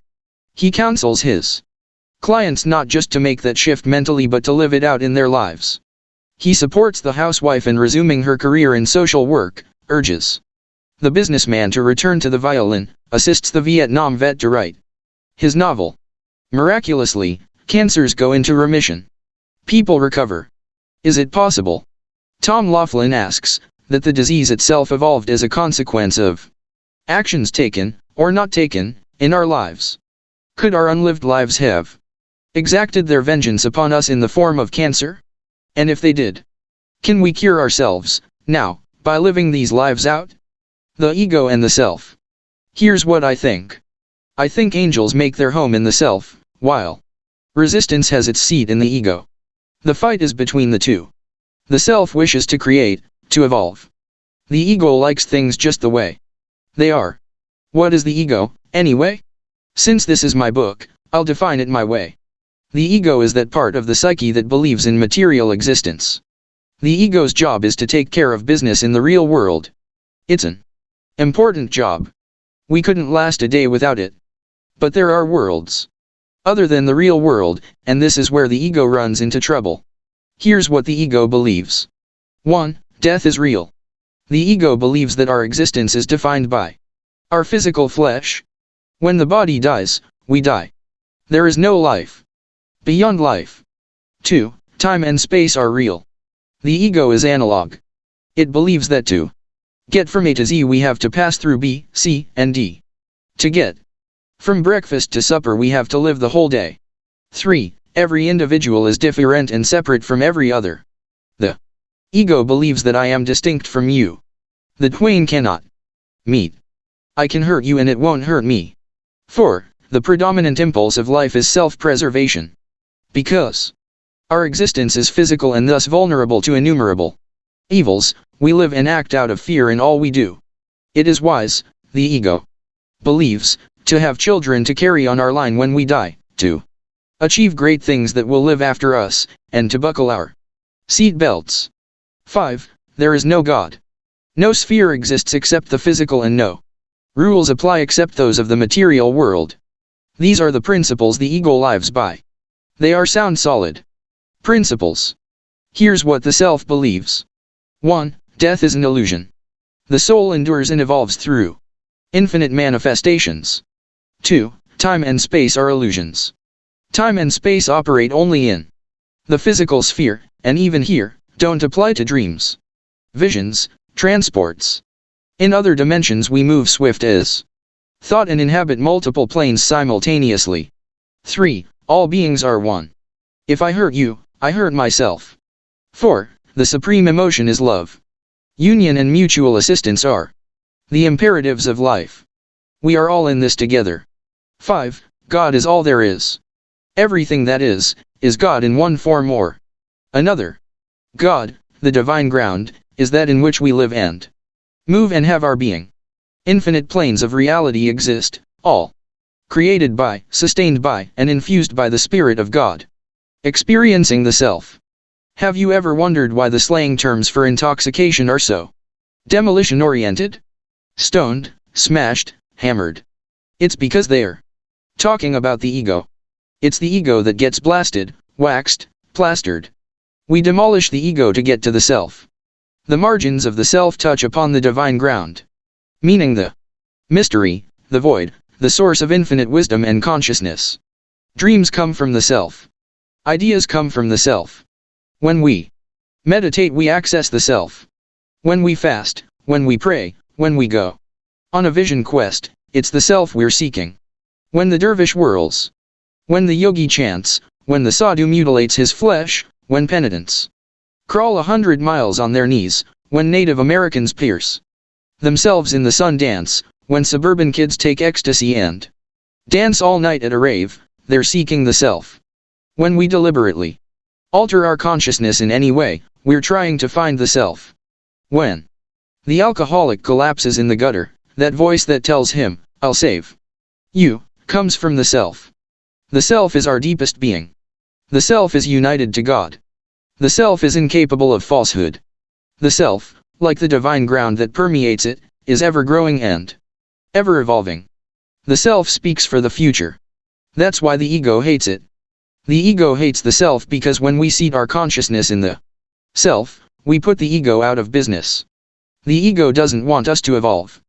The ego runs the show right now. It likes things just the way they are. The instinct that pulls us toward art is the impulse to evolve, to learn, to heighten and elevate our consciousness. The ego hates this. Because the more awake we become, the less we need the ego. The ego hates it when the awakening writer sits down at the typewriter. The ego hates it when the aspiring painter steps up before the easel. The ego hates it because it knows that these souls are awakening to a call, and that call comes from a plane nobler than the material one, and from a source deeper and more powerful than the physical. The ego hates the prophet and the visionary because they propel the race upward. The ego hated Socrates and Jesus, Luther and Galileo, Lincoln and JFK and Martin Luther King. The ego hates artists because they are the pathfinders and bearers of the future, because each one dares, in James Joyce's phrase, to forge in the smithy of my soul the uncreated conscience of my race. Such evolution is life-threatening to the ego. It reacts accordingly. It summons its cunning, marshals its troops. The ego produces resistance and attacks the awakening artist. Fear. Resistance feeds on fear. We experience resistance as fear. But fear of what? Fear of the consequences of following our heart. Fear of bankruptcy, fear of poverty, fear of insolvency. Fear of groveling when we try to make it on our own, and of groveling when we give up and come crawling back to where we started. Fear of being selfish, of being rotten wives or disloyal husbands, fear of failing to support our families, of sacrificing their dreams for ours. Fear of betraying our race, our hood, our homies. Fear of failure. Fear of being ridiculous. Fear of throwing away the education, the training, the preparation that those we love have sacrificed so much for, that we ourselves have worked our butts off for. Fear of launching into the void, of hurtling too far out there, fear of passing some point of no return, beyond which we cannot recant, cannot reverse, cannot rescind, but must live with this cocked-up choice for the rest of our lives. Fear of madness. Fear of insanity. Fear of death. These are serious fears. But they're not the real fear. Not the master fear. The mother of all fears that's so close to us that even when we verbalize it we don't believe it. Fear that we will succeed. That we can access the powers we secretly know we possess. That we can become the person we sense in our hearts we truly are. This is the most terrifying prospect a human being can face, because it ejects him at one go, he imagines, from all the tribal inclusions his psyche is wired for and has been for 50 million years. We fear discovering that we are more than we think we are.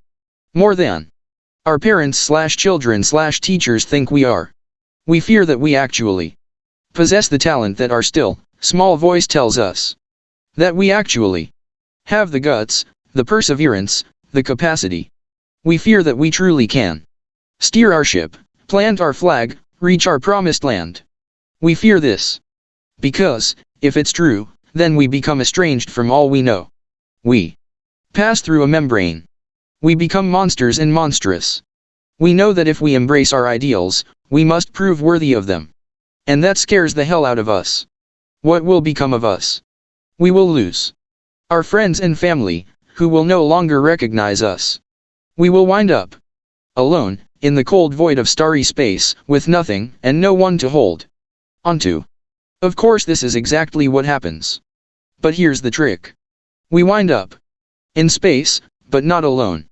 Instead we are tapped into an unquenchable, undepletable, inexhaustible source of wisdom, consciousness, companionship. Yeah, we lose friends. But we find friends too, in places we never thought to look. And they're better friends, truer friends. And we're better and truer to them. Do you believe me? The authentic self. Do you have kids? Then you know that not one of them popped out as tabula rasa, a blank slate. Each came into this world with a distinct and unique personality. An identity so set that you can fling stardust and great balls of fire at it. And not morph it by one microdot. Each kid was who he was. Even identical twins, constituted of the exact same genetic material, were radically different from day one and always would be. Personally I'm with Wordsworth. Our birth is but a sleep and a forgetting. The soul that rises with us, our life's star, hath had elsewhere its setting, and cometh from afar. Not in entire forgetfulness, and not in utter nakedness, but trailing clouds of glory do we come, from God who is our home. In other words, none of us are born as passive generic blobs waiting for the world to stamp its imprint on us. Instead we show up possessing already a highly refined and individuated soul. Another way of thinking of it is this: we're not born with unlimited choices. We can't be anything we want to be. We come into this world with a specific, personal destiny. We have a job to do, a calling to enact, a self to become. We are who we are from the cradle, and we're stuck with it. Our job in this lifetime is not to shape ourselves into some ideal we imagine we ought to be, but to find out who we already are and become it. If we were born to paint, it's our job to become a painter. If we were born to raise and nurture children, it's our job to become a mother. If we were born to overthrow the order of ignorance and injustice of the world, it's our job to realize it and get down to business. Territory versus hierarchy. In the animal kingdom, individuals define themselves in one of two ways. By their rank within a hierarchy, a hen in a pecking order, a wolf in a pack, or by their connection to a territory, a home base, a hunting ground, a turf. This is how individuals, humans as well as animals, achieve psychological security. They know where they stand. The world makes sense. Of the two orientations, the hierarchical seems to be the default setting. It's the one that kicks in automatically when we're kids. We run naturally. In packs and cliques, without thinking about it, we know who's the top dog and who's the underdog. And we know our own place. We define Ourselves, instinctively it seems, by our position within the schoolyard. The gang, the club. It's only later in life, usually after a stern education in the University of Hard Knocks, that we begin to explore the territorial alternative. For some of us, this saves our lives. The hierarchical orientation. Most of us define ourselves hierarchically and don't even know it. It's hard not to. School, advertising, the entire materialist culture drills us from birth to define ourselves by others' opinions. Drink this beer, get this job, look this way and everyone will love you. What is a hierarchy, anyway? Hollywood is a hierarchy. So are Washington, Wall Street, and the daughters of the American Revolution. High school is the ultimate hierarchy. And it works, in a pond that's small. The hierarchical orientation succeeds. The cheerleader knows where she fits, as does the dweeb in the chess club. Each has found a niche. The system works. There's a problem with the hierarchical orientation, though. When the numbers get too big, the thing breaks down. A pecking order can hold only so many chickens. In Massapequa High, you can find your place. Move to Manhattan and the trick no longer works. New York City is too big to function as a hierarchy. So is IBM. So is Michigan State. The individual in multitudes this vast feels overwhelmed, anonymous. He is submerged in the mass. He's lost. We humans seem to have been wired by our evolutionary past to function most comfortably in a tribe of 22, say, 800. We can push it maybe to a few thousand, even to 5 figures. But at some point it maxes out. Our brains can't file that many faces. We thrash around, flashing our badges of status, hey, how do you like my Lincoln Navigator, and wondering why nobody gives a shit. We have entered mass society. The hierarchy is too big. It doesn't work anymore. The artist and the hierarchy. For the artist to define himself hierarchically is fatal. Let's examine why. First, let's look at what happens in a hierarchical orientation. An individual who defines himself by his place in a pecking order will 1. Compete against all others in the order, seeking to elevate his station by advancing against those above him, while defending his place against those beneath. 2. Evaluate his happiness/success/achievement by his rank within the hierarchy, feeling most satisfied when he's high and most miserable when he's low. 3. Act toward others based upon their rank in the hierarchy, to the exclusion of all other factors. 4. Evaluate his every move solely by the effect it produces on others. He will act for others, dress for others, speak for others, think for others. But the artist cannot look to others to validate his efforts or his calling. If you don't believe me, ask Van Gogh, who produced masterpiece after masterpiece and never found a buyer in his whole life. The artist must operate territorially. He must do his work for its own sake. To labor in the arts for any reason other than love is prostitution. Recall the fate of Odysseus, men who slew the cattle of the sun. Their own witlessness cast them away. The fools. To destroy for meat the oxen of the most exalted sun, wherefore the sun god blotted out the day of their return. In the hierarchy, the artist faces outward. Meeting someone new, he asks himself, what can this person do for me? How can this person advance my standing? In the hierarchy, the artist looks up and looks down. The one place he can't look is that place he must, within. The definition of a hack. I learned this from Robert McKee. A hack, he says, is a writer who second guesses his audience. When the hack sits down to work, he doesn't ask himself what's in his own heart. He asks what the market is looking for.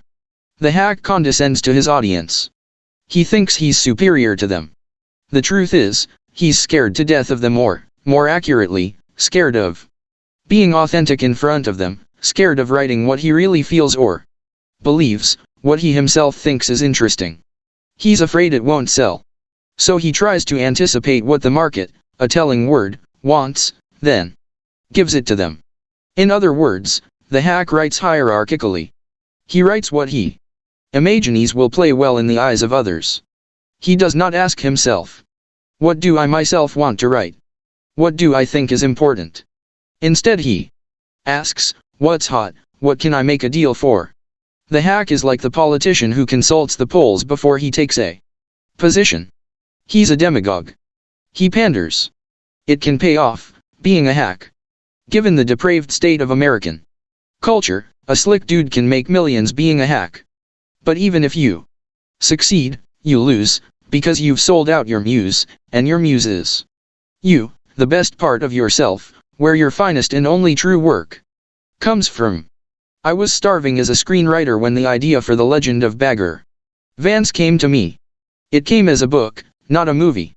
I met with my agent to give him the bad news. We both knew that first novels take forever and sell for nothing.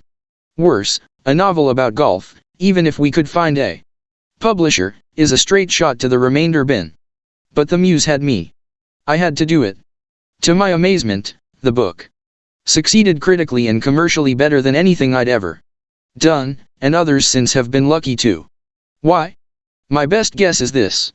I trusted what I wanted, not what I thought would work. I did what I myself thought was interesting, and left its reception to the gods. The artist can't do his work hierarchically. He has to work territorially. The territorial orientation. There's a three-legged coyote who lives up the hill from me. All the garbage cans in the neighborhood belong to him. It's his territory. Every now and then some four-legged intruder tries to take over. They can't do it. On his home turf, even a peg-leg critter is invincible. We humans have territories too. Ours are psychological. Stevie Wonder's territory is the piano. Arnold Schwarzenegger's is the gym. When Bill Gates pulls into the parking lot at Microsoft, he's on his territory. When I sit down to write, I'm on mine. What are the qualities of a territory? 1. A territory provides sustenance. Runners know what a territory is. So do rock climbers and kayakers and yogis. Artists and entrepreneurs know what a territory is. The swimmer who towels off after finishing her laps feels a hell of a lot better than the tired, cranky person who dove into the pool 30 minutes earlier. 2. A territory sustains us without any external input. A territory is a closed feedback loop. Our role is to put in effort and love. The territory absorbs this and gives it back to us in the form of well-being. When experts tell us that exercise, or any other effort requiring activity, banishes depression, this is what they mean. 3. A territory can only be claimed alone. You can team with a partner, you can work out with a friend, but you only need yourself to soak up your territory's juice. 4. A territory can only be claimed by work. When Arnold Schwarzenegger hits the gym, he's on his own turf. But what made it his own are the hours and years of sweat he put into claim it. A territory doesn't give, it gives back. 5. A territory returns exactly what you put in. Territories are fair. Every erg of energy you put in goes infallibly into your account. A territory never devalues. A territory never crashes. What you deposited, you get back, dollar for dollar. What's your territory? The artist and the territory. The act of creation is by definition territorial. As the mother-to-be bears her child within her, so the artist or innovator contains her new life. No one can help her give it birth. But neither does she need any help. The mother and the artist are watched over by heaven. Nature's wisdom knows when it's time for the life within to switch from gills to lungs. It knows down to the nanosecond when the first tiny fingernails may appear. When the artist acts hierarchically, she short-circuits the muse. She insults her and pisses her off. The artist and the mother are vehicles, not originators. They don't create the new life, they only bear it. This is why birth is such a humbling experience. The new mom weeps in awe at the little miracle in her arms. She knows it came out of her but not from her, through her but not of her. When the artist works territorially, she reveres heaven. She aligns herself with the mysterious forces that power the universe and that seek, through her, to bring forth new life. By doing her work for its own sake, she sets herself at the service of these forces. Remember, As artists we don't know diddly. We're winging it every day. For us to try to second-guess our muse the way a hack second-guesses his audience is condescension to heaven. It's blasphemy and sacrilege. Instead let's ask ourselves like that new mother, what do I feel growing inside me? Let me bring that forth, if I can, for its own sake and not for what it can do for me or how it can advance my standing. The difference between territory and hierarchy. How can we tell if our orientation is territorial or hierarchical? One way is to ask ourselves, if I were feeling really anxious, what would I do? If we would pick up the phone and call 6 friends, one after the other, with the aim of hearing their voices and reassuring ourselves that they still love us, we're operating hierarchically. We're seeking the good opinion of others. What would Arnold Schwarzenegger do on a freaky day? He wouldn't phone his buddies, he'd head for the gym. He wouldn't care if the place was empty, if he didn't say a word to a soul. He knows that working out, all by itself, is enough to bring him back to his center. His orientation is territorial. Here's another test. Of any activity you do, ask yourself, if I were the last person on Earth, would I still do it? If you're all alone on the planet, a hierarchical orientation makes no sense. There's no one to impress. So, if you'd still pursue that activity, congratulations. You're doing it territorially.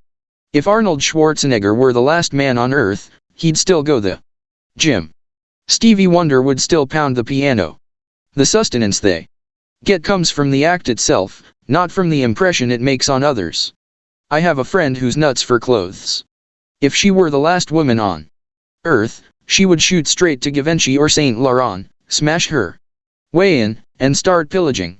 In her case, it wouldn't be to impress others. She just loves clothes. That's her territory. Now, what about ourselves as artists? How do we do our work? Hierarchically or territorially? If we were freaked out, would we go there first? If we were the last person on Earth, would we still show up at the studio, the rehearsal hall, the laboratory? The supreme virtue. Someone once asked the Spartan king Leonidas to identify the supreme warrior virtue from which all others flowed. He replied, contempt for death. For us as artists, read failure. Contempt for failure is our cardinal virtue. By confining our attention territorially to our own thoughts and actions, in other words, to the work and its demands, we cut the earth from beneath the blue-painted, shield-banging, spear-brandishing foe. The fruits of our labor. When Krishna instructed Arjuna that we have a right to our labor but not to the fruits of our labor, he was counseling the warrior to act territorially, not hierarchically. We must do our work for its own sake, not for fortune or attention or applause. Then there's the third way proffered by the Lord of Discipline, which is beyond both hierarchy and territory. That is to do the work and give it to Him. Do it as an offering to God. Give the act to me, purged of hope and ego. Fix your attention on the soul. Act and do for me. The work comes from heaven anyway. Why not give it back? To labor in this way, the Bhagavad Gita tells us, is a form of meditation, and a supreme species of spiritual devotion. It also, I believe, conforms most closely to higher reality. In fact, we are servants of the mystery. We were put here on earth to act as agents of the infinite, to bring into existence that which is not yet, but which will be, through us. Every breath we take, every heartbeat, every evolution of every cell, comes from God and is sustained by God every second, just as every creation, invention, every bar of music or line of verse, every thought, vision, fantasy, every dumbass flop and stroke of genius comes from that infinite intelligence that created us and the universe in all its dimensions, out of the void, the field of infinite potential, primal chaos. The muse. To acknowledge that reality, to efface all ego, to let the work come through us and give it back freely to its source, that, in my opinion, is as true to reality as it gets. Portrait of the artist. In the end, we arrive at a kind of model of the artist's world, and that model is that there exist other, higher planes of reality, about which we can prove nothing, but from which arise our lives, our work, and our art. These spheres are trying to communicate with ours. When Blake said, Eternity is in love with the creations of time. He was referring to those planes of pure potential, which are timeless, placeless, spaceless, but which long to bring their visions into being here, in this time-bound, space-defined world. The artist is the servant of that intention, those angels, that muse. The enemy of the artist is the small-time ego, which begets resistance, which is the dragon that guards the gold. That's why an artist must be a warrior and, like all warriors, artists over time acquire modesty and humility. They may, some of them, conduct themselves flamboyantly in public, but alone with the work they are chaste and humble. They know they are not the source of the creations they bring into being. They only facilitate. They carry. They are the willing and skilled instruments of the gods and goddesses they serve. The artist's life. Are you a born writer? Were you put on earth to be a painter, a scientist, an apostle of peace? In the end, the question can only be answered by action. Do it or don't do it. It may help to think of it this way. If you were meant to cure cancer or write a symphony or crack cold fusion and you don't do it, you not only hurt yourself, even destroy yourself. You hurt your children. You hurt me. You hurt the planet. You shame the angels who watch over you, and you spite the Almighty, who created you and only you with your unique gifts, for the sole purpose of nudging the human race 1 millimeter farther along its path back to God. Creative work is not a selfish act or a bid for attention on